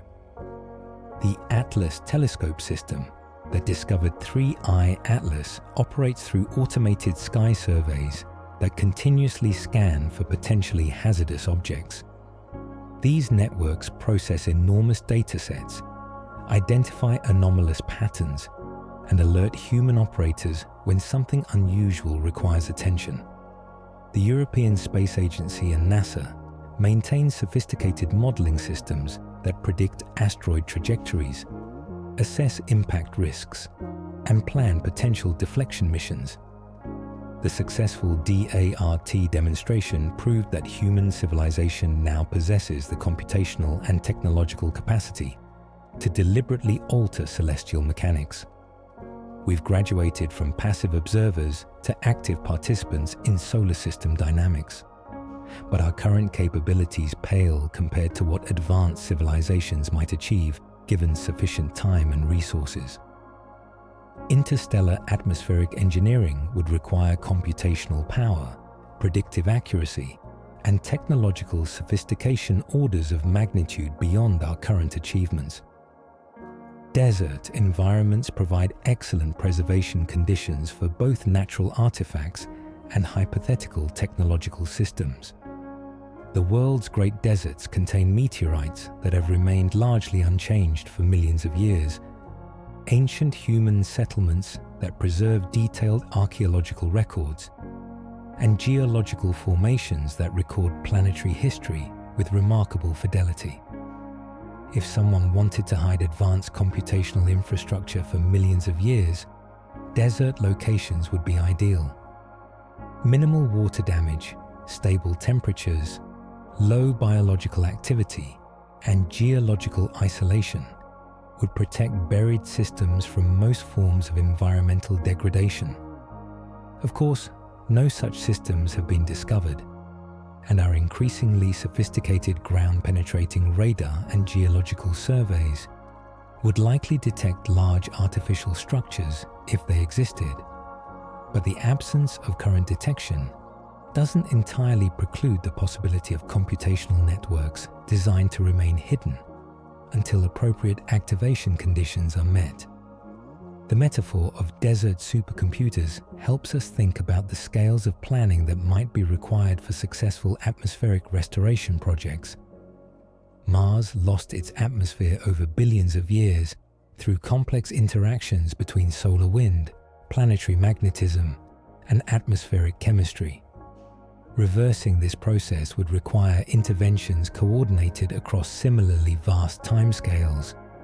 Individual comets like 3I Atlas couldn't accomplish meaningful atmospheric restoration alone, but they might represent components of much larger, longer-term processes. If atmospheric delivery occurs regularly over millions of years, the cumulative effect could gradually restore Mars to habitability without requiring massive single interventions that would be obvious to developing civilizations. The James Webb Space Telescope represents humanity's current pinnacle of astronomical observation, a quantum leap in our ability to analyze the chemistry of distant objects and detect subtle signatures of unusual behavior. JWST can read the spectral signatures of chemical processes that occurred around other stars millions of years ago, preserved in the molecular signatures of interstellar visitors like 3I Atlas. But even our most sophisticated instruments might miss signatures of genuine atmospheric engineering if such engineering were designed to appear natural to civilizations at our current level of technological development. Advanced chemistry might mimic natural processes so perfectly that distinguishing between genuine and engineered delivery systems would require observational capabilities we haven't yet achieved. The fictional framework of predictive collapse modeling serves as a metaphor for real challenges facing human civilization. Climate change, resource depletion, technological disruption, and geopolitical instability all represent potential threats to long-term species survival. Advanced civilizations would presumably develop sophisticated methods for predicting and mitigating such risks. If our hypothetical predecessors really did deploy interstellar atmospheric engineering systems, they might have been responding to their own experience with civilizational collapse. Mars atmospheric restoration could represent a kind of cosmic insurance policy, ensuring that habitable worlds remain available for species recovery even after planetary or technological disasters. This raises profound questions about our own responsibilities as an emerging spacefaring civilization. Should we be developing similar long-term survival strategies? Should we be planning atmospheric restoration projects for Venus, Mars, or potentially habitable exoplanets? Should we be creating backup systems that could assist human recovery after potential future collapses? The DART mission demonstrated that we now possess the basic technological components for celestial engineering. We can detect potentially hazardous objects, calculate precise trajectories, and execute kinetic impact missions that alter orbital mechanics. These same capabilities could theoretically be applied to atmospheric delivery projects, though the scale and complexity would be vastly greater. Testable elements of the desert supercomputer hypothesis would include searchable radio signatures from buried computational networks, unusual electromagnetic anomalies in desert regions that might indicate concealed technology, or chemical signatures in groundwater that could result from advanced technological processes. None of these have been detected, but our search methodologies for hidden archaeological sites continue to improve. LiDAR mapping, satellite-based ground-penetrating radar, and increasingly sophisticated geological analysis might eventually reveal artificial structures that previous surveys missed. The psychological appeal of predictive collapse modeling reflects our own growing awareness of civilizational fragility. Climate change, nuclear weapons, artificial intelligence risks, and asteroid impacts all represent potential threats that could disrupt or destroy human civilization. The idea that someone else has already solved these problems and deployed assistance systems is enormously comforting. But comfort and accuracy are different things. The speculative framework of quantum archaeology and desert supercomputers provides interesting metaphors for thinking about advanced civilizations, but it shouldn't be mistaken for evidence-based analysis of 3I Atlas or any other astronomical phenomena. The real archaeological project we're engaged in is much more modest and much more scientific, using increasingly powerful instruments to study the chemistry, timing, and behavior of interstellar visitors, gradually building a database of observations that might eventually reveal patterns invisible to current analysis. 3I Atlas might indeed be part of a larger pattern, but that pattern is more likely to involve the natural chemistry of interstellar space than buried supercomputers or predictive algorithms. The universe is under no obligation to provide us with easy answers or comfortable explanations for cosmic coincidences. What if the real test isn't whether we can recognize advanced technology, but whether we can maintain scientific curiosity and rigorous analysis while confronting phenomena that challenge our assumptions about what's possible in the universe? Part 13. The Test. Transcendence versus Packaged Solutions. Perhaps the most important question raised by 3I Atlas isn't what it is, but how we choose to respond to it. The comet's unusual chemistry and uncanny timing create a perfect test of our intellectual maturity. Do we leap toward comforting explanations that require no effort from us? Or do we embrace the harder path of scientific investigation, evidence gathering, and genuine understanding? The test framework isn't necessarily literal. 3I Atlas doesn't need to be deliberately designed as an examination for it to function as one. The universe regularly presents us with phenomena that challenge our assumptions, reveal our biases, and force us to choose between rigorous inquiry and wishful thinking. How we respond to such challenges determines our trajectory as a scientific civilization. Consider the real-world examination questions that 3I Atlas poses. Can we maintain funding for Mars sample return despite political pressures and budget constraints? Can we keep astronomical survey networks operational and transparent despite their expensive operational costs? Can we resist the temptation to sensationalize genuine mysteries for social media engagement? These aren't abstract philosophical challenges. They're concrete policy decisions that will determine whether human civilization develops the capability to recognize and respond appropriately to genuinely anomalous phenomena. 3I Atlas might be testing our commitment to evidence-based decision-making under conditions of uncertainty and public attention. The successful DART mission provides an encouraging model for how evidence-based planetary defense can function. Rather than panicking about asteroid impacts or dismissing the threat entirely, human civilization methodically developed detection capabilities, impact assessment tools, and kinetic deflection technology. When DART successfully altered the trajectory of the asteroid Dimorphos, it demonstrated that careful scientific analysis can lead to effective technological responses to cosmic challenges.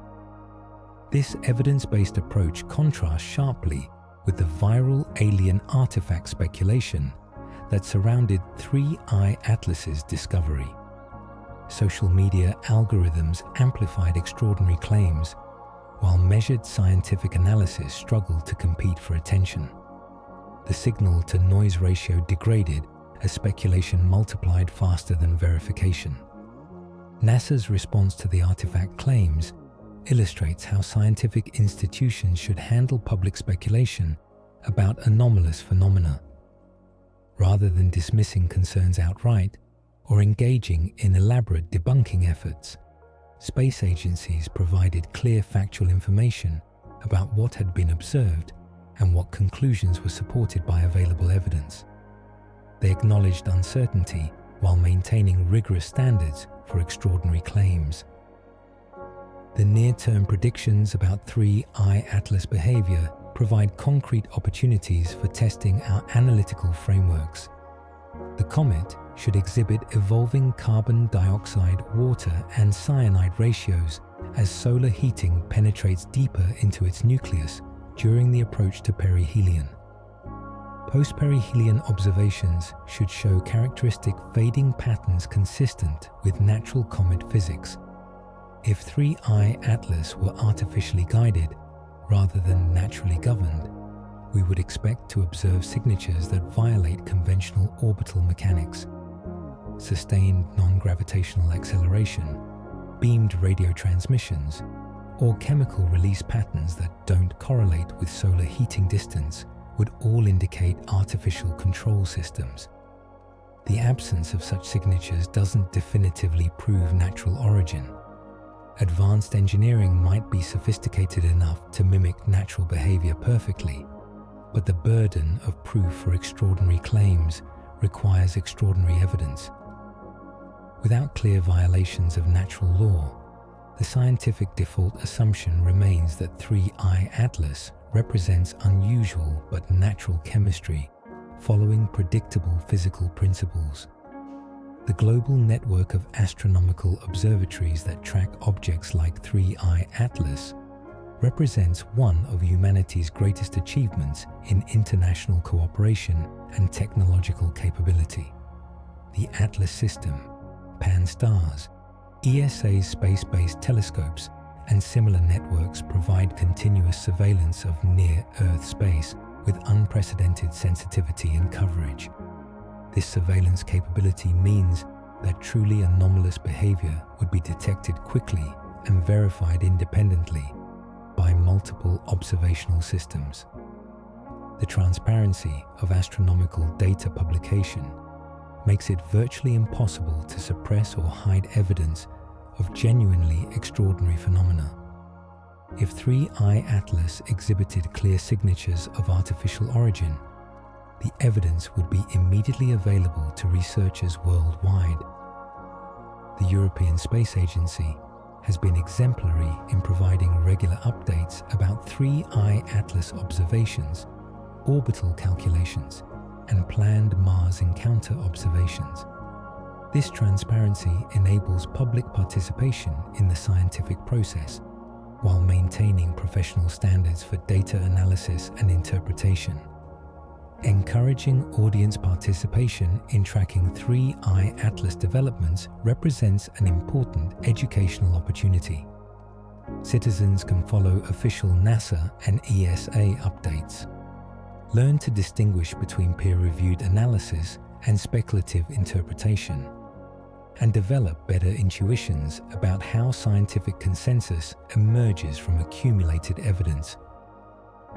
The October 3rd Mars flyby and October 29th to 30th perihelion passage provide concrete milestones for evaluating 3I Atlas behavior.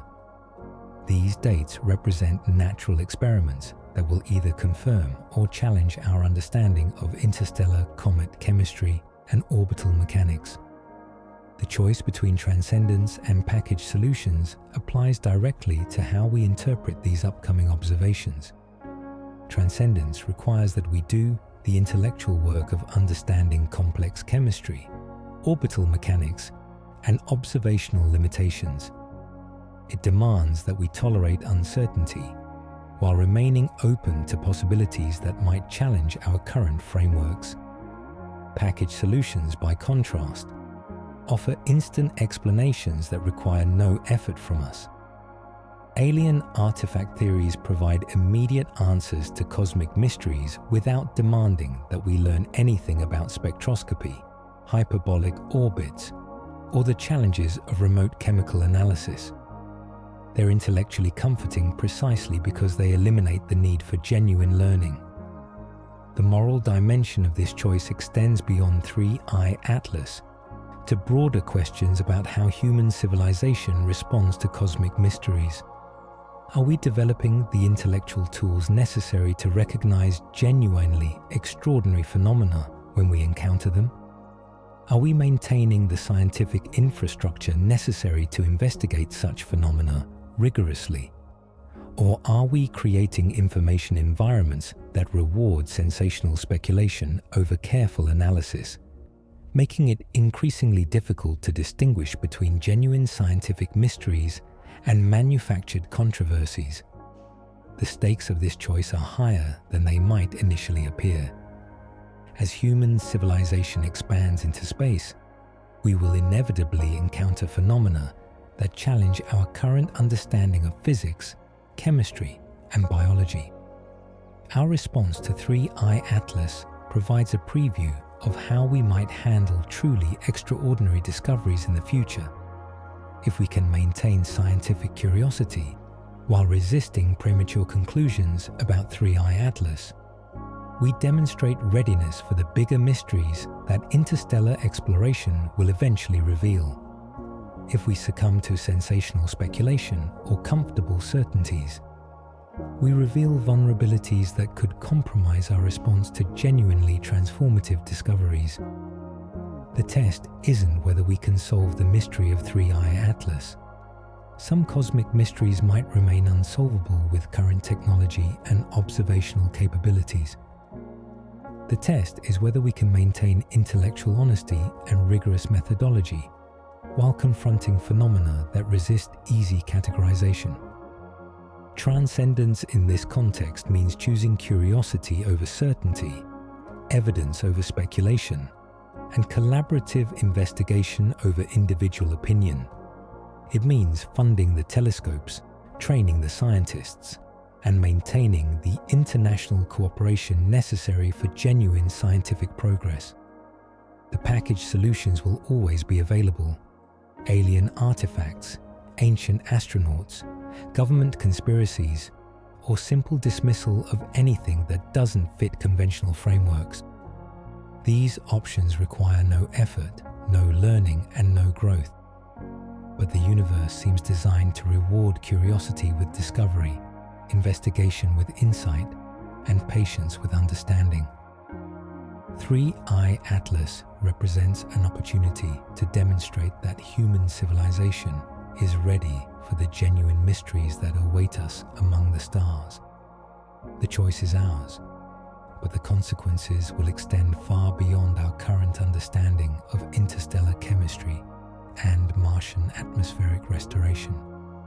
We're choosing the kind of species we want to become as we venture into a cosmos that regularly presents us with phenomena stranger than we currently imagine. Part 14. The choice at Mars Pivot Point. October 3rd, 2025 represents more than just another date in the astronomical calendar. On this day, 3I Atlas will make its closest approach to Mars at approximately 30 million kilometers, close enough for the red planet's gravitational field to subtly influence the comet's trajectory, far enough to avoid any risk of collision or dramatic interaction. For several crucial hours, an object from the stars will occupy the same region of space that Mars has been traversing for billions of years. Two narratives of cosmic history will intersect: the ancient story of a world that once hosted flowing water and potentially life itself, and the contemporary story of interstellar chemistry arriving from stellar neighborhoods we may never visit. The European Space Agency's Mars Orbiters, Mars Express, and the Trace Gas Orbiter represent our best hope for obtaining detailed observations during this encounter. These spacecraft carry instruments specifically designed to analyze atmospheric chemistry, detect trace gases, and image small objects in Mars's vicinity. If 3I Atlas exhibits any unusual behavior during its closest approach, these orbiters should be able to detect and document it. What might we observe? The most likely scenario involves standard cometary outgassing enhanced by solar heating. As 3I Atlas approaches perihelion later in October, carbon dioxide and water vapor streaming from the nucleus should create a visible coma that evolves predictably based on the comet's distance from the Sun. Any deviation from this expected behavior could indicate artificial guidance or unusual nuclear composition. The green glow reported in September might intensify during the Mars encounter, potentially revealing the exact molecular processes responsible for the coloration. Cyanide compounds, dicarbon molecules, or other trace chemicals could become more prominent as solar heating penetrates deeper into the comet's nucleus. These observations would provide valuable insights into the formation chemistry of interstellar materials. But here's where the two competing narratives diverge most sharply. The gift-drop terraforming fantasy suggests that 3I Atlas will exhibit targeting behavior during its Mars approach, perhaps releasing concentrated bursts of carbon dioxide preferentially toward the planet, or demonstrating chemical release patterns that suggest artificial control rather than natural sublimation. The natural comet reality predicts that 3I Atlas will behave exactly as orbital mechanics and cometary physics suggest, following a precise hyperbolic trajectory determined by gravitational forces, outgassing in patterns that correlate with solar heating, and showing no signs of intelligent guidance or atmospheric delivery targeting. The chemistry that makes this encounter so intriguing, that 8:1 carbon dioxide to water ratio, serves as a perfect metaphor for how we process ambiguous information. Like carbon dioxide thickening an atmosphere, easy explanations can thicken our beliefs until we lose sight of underlying evidence. The question is whether we'll maintain the intellectual equivalent of Mars's thin atmosphere, transparent enough for clear observation, or allow speculation to create dense clouds that obscure genuine understanding. Recent distance calculations place 3I Atlas at safe margins throughout its solar system passage. The closest approach to Earth won't occur until mid-December, when the comet will pass at approximately 1.8 astronomical units, farther than the Sun itself. These distances eliminate any possibility of direct threat, while providing optimal conditions for spectroscopic analysis once the object emerges from solar conjunction. The timing of solar conjunction creates perfect dramatic tension for anyone inclined toward conspiracy thinking. Just as 3I Atlas reaches maximum proximity to Mars and maximum solar heating, it disappears behind the Sun from Earth's perspective. For several weeks, our most powerful telescopes will be blind to whatever happens during this crucial period. But astronomical invisibility isn't the same as cosmic secrecy. The laws of physics continue operating whether or not we can observe them directly. Solar heating will continue sublimating volatiles from 3I Atlas's nucleus. Gravitational mechanics will continue governing its trajectory. Any unusual behavior during the invisible period should leave detectable traces in the object's chemistry and appearance when Earth-based observation resumes. The European Space Agency has been commendably transparent about the observational challenges and opportunities presented by the Mars encounter. Unlike previous interstellar visitors that pass through the solar system with minimal close approaches to major planets, 3I Atlas provides a unique opportunity for comparative analysis of interstellar chemistry in the vicinity of a potentially habitable world. Post-perihelion observations beginning in late November should reveal how solar heating has altered 3I Atlas's chemical composition and appearance. Comets typically become more active as they approach the Sun, then gradually fade as they retreat, and their surface volatiles become depleted. Any deviation from this standard pattern could indicate unusual nuclear composition or artificial modification. The Mars Sample Return mission, currently planned for the early 2030s despite recent delays, represents our best opportunity for directly analyzing the potential biosignatures discovered in Jezero Crater. These samples could provide definitive answers about ancient Martian life, answers that might contextualize 3I Atlas's arrival in entirely new ways. If Mars once hosted life, the chemistry delivered by interstellar visitors like 3I Atlas becomes more than academic curiosity. It becomes part of the ongoing story of planetary habitability, atmospheric evolution, and the potential for biological recovery on worlds that have experienced climate catastrophe. But we must resist the temptation to connect these phenomena prematurely. The discovery of ancient biosignatures and the arrival of interstellar atmospheric chemistry might be purely coincidental, meaningful to human observers, but irrelevant to cosmic processes. The universe is under no obligation to provide us with narratively satisfying explanations for astronomical phenomena. The choice at Mars represents more than just competing interpretations of 3I Atlas's behavior. It represents a fundamental decision about how human civilization approaches cosmic mysteries with rigorous scientific methodology, or with pattern-seeking speculation that satisfies psychological needs, but doesn't necessarily correspond to physical reality. If we choose the scientific path, we'll continue monitoring 3I Atlas with appropriate instruments, publishing observational results transparently, and updating our conclusions based on accumulating evidence. We'll acknowledge uncertainty while maintaining standards for extraordinary claims. We'll resist the pressure to provide premature explanations that satisfy immediate curiosity, but might obstruct genuine understanding. If we choose the speculative path, we'll impose narratives onto incomplete data, emphasize coincidences over probabilities, and allow wishful thinking to substitute for empirical analysis. We'll find patterns whether or not they actually exist in the data. The pivot point at Mars isn't really about 3I Atlas, it's about us. Are we ready to encounter genuinely anomalous phenomena without losing our intellectual balance?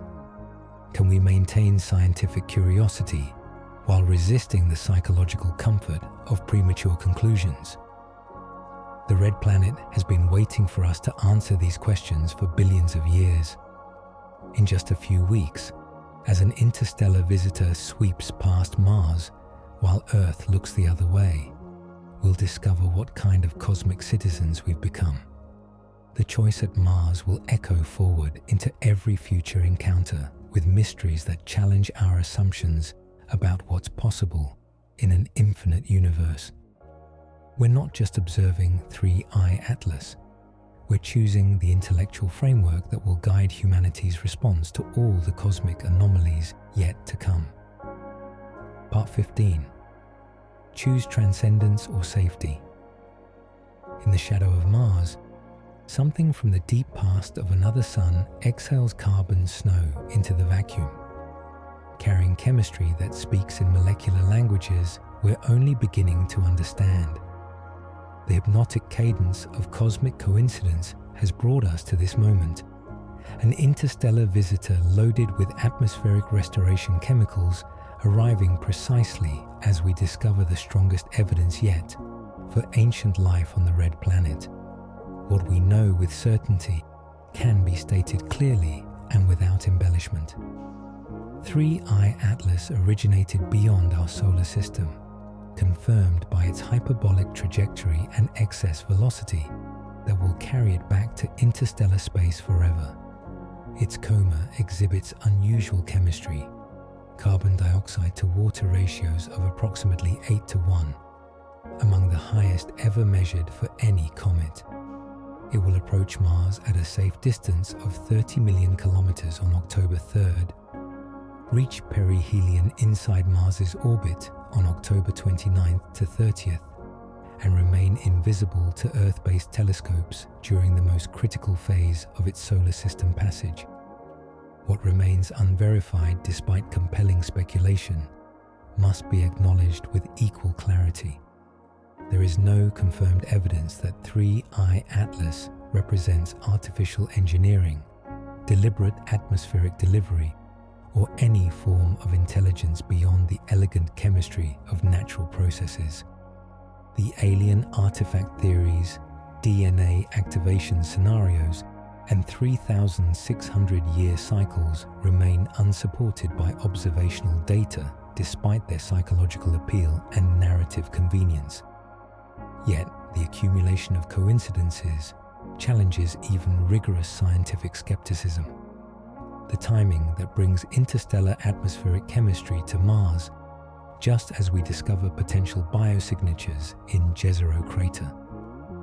The chemistry perfectly suited for planetary atmospheric restoration, arriving during humanity's emergence as a spacefaring civilization.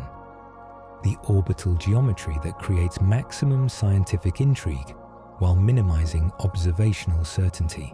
These patterns might be meaningful, or they might reflect our pattern-seeking minds imposing structure onto random events that seem significant only because we're evolved to detect meaningful relationships in complex environments. The universe regularly presents us with phenomena that appear designed until we understand the natural processes that create them. Here, at the crossroads of speculation and evidence, we face a choice that transcends 3I Atlas.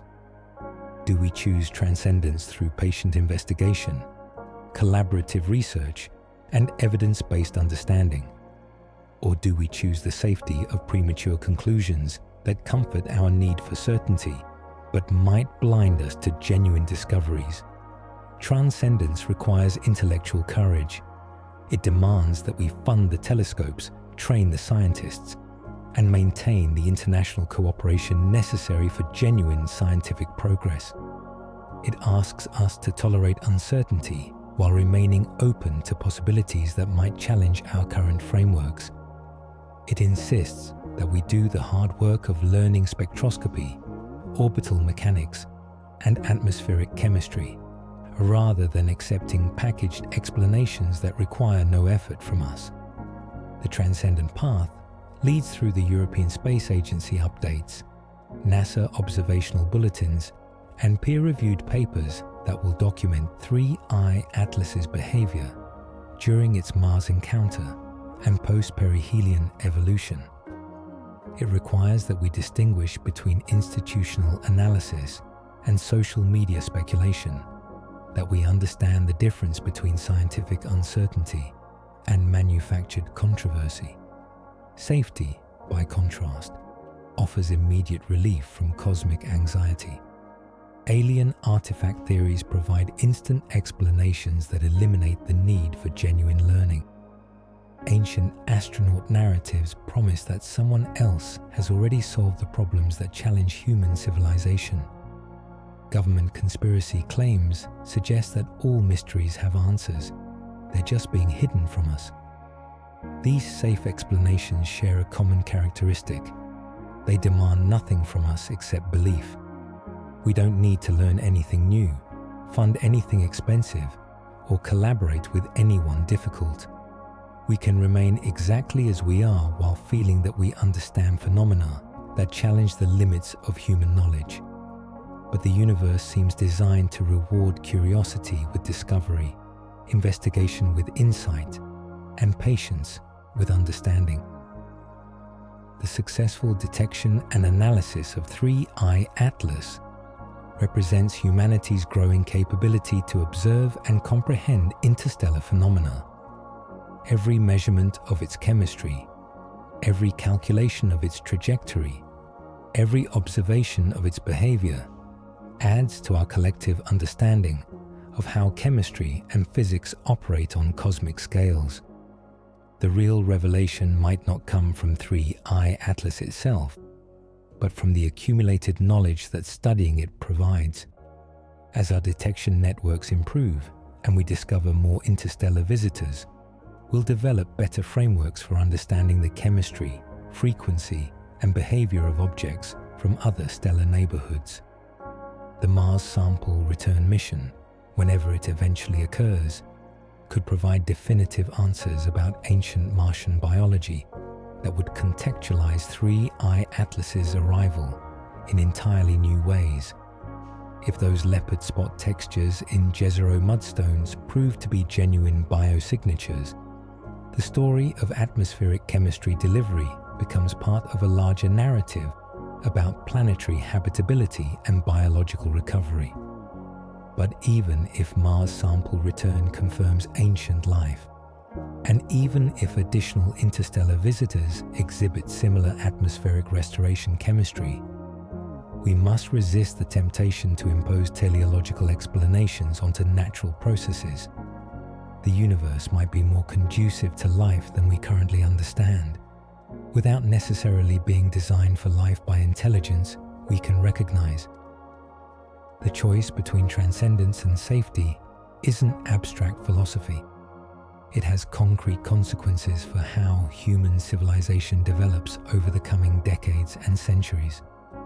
If we choose rigorous investigation over comfortable speculation, we build the intellectual and technological infrastructure necessary to recognize genuinely extraordinary phenomena when we encounter them.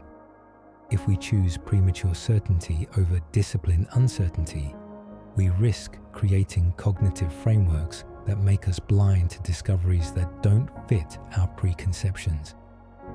The universe might regularly present us with phenomena stranger than we currently imagine, and our response to 3I Atlas provides a preview of our readiness for truly transformative encounters. As 3I Atlas completes its invisible Mars encounter and begins its post-perihelion journey back toward interstellar space, we'll have months of additional observations to refine our understanding of its chemistry and behavior. The data will either confirm our natural comet hypothesis or reveal anomalies that challenge conventional frameworks. Either outcome represents success for the transcendent approach, genuine learning that expands human knowledge and improves our capability for investigating cosmic mysteries. The safe approach, by contrast, would succeed only if reality conforms to our immediate preferences and expectations, an outcome the universe seems unlikely to guarantee. What is 3I Atlas doing in Mars's orbit? Exactly what nature does, following gravitational mechanics, sublimating volatiles based on solar heating, and exhibiting chemistry determined by formation processes around a distant star. Unless we choose to see something more in patterns that might reflect our hopes and fears more than cosmic reality. The final call isn't to 3I Atlas, but to ourselves. Will we choose the transcendent path of evidence-based curiosity, or the safe harbor of explanations that ask nothing from us except belief? Will we build the capability to recognize genuine cosmic anomalies, or will we content ourselves with finding patterns that confirm what we already think we know? In the shadow of Mars, an interstellar visitor continues its ancient journey, carrying chemistry from stellar neighborhoods we may never visit. Whether that chemistry represents natural coincidence, cosmic design, or something beyond our current categories of understanding, the universe waits patiently for us to develop the tools necessary for genuine comprehension. The choice is ours. The consequences will echo forward into every future encounter with mysteries that challenge our assumptions about what's possible in an infinite cosmos that seems equally capable of profound meaning and magnificent indifference to human interpretation. Choose wisely. The stars are watching.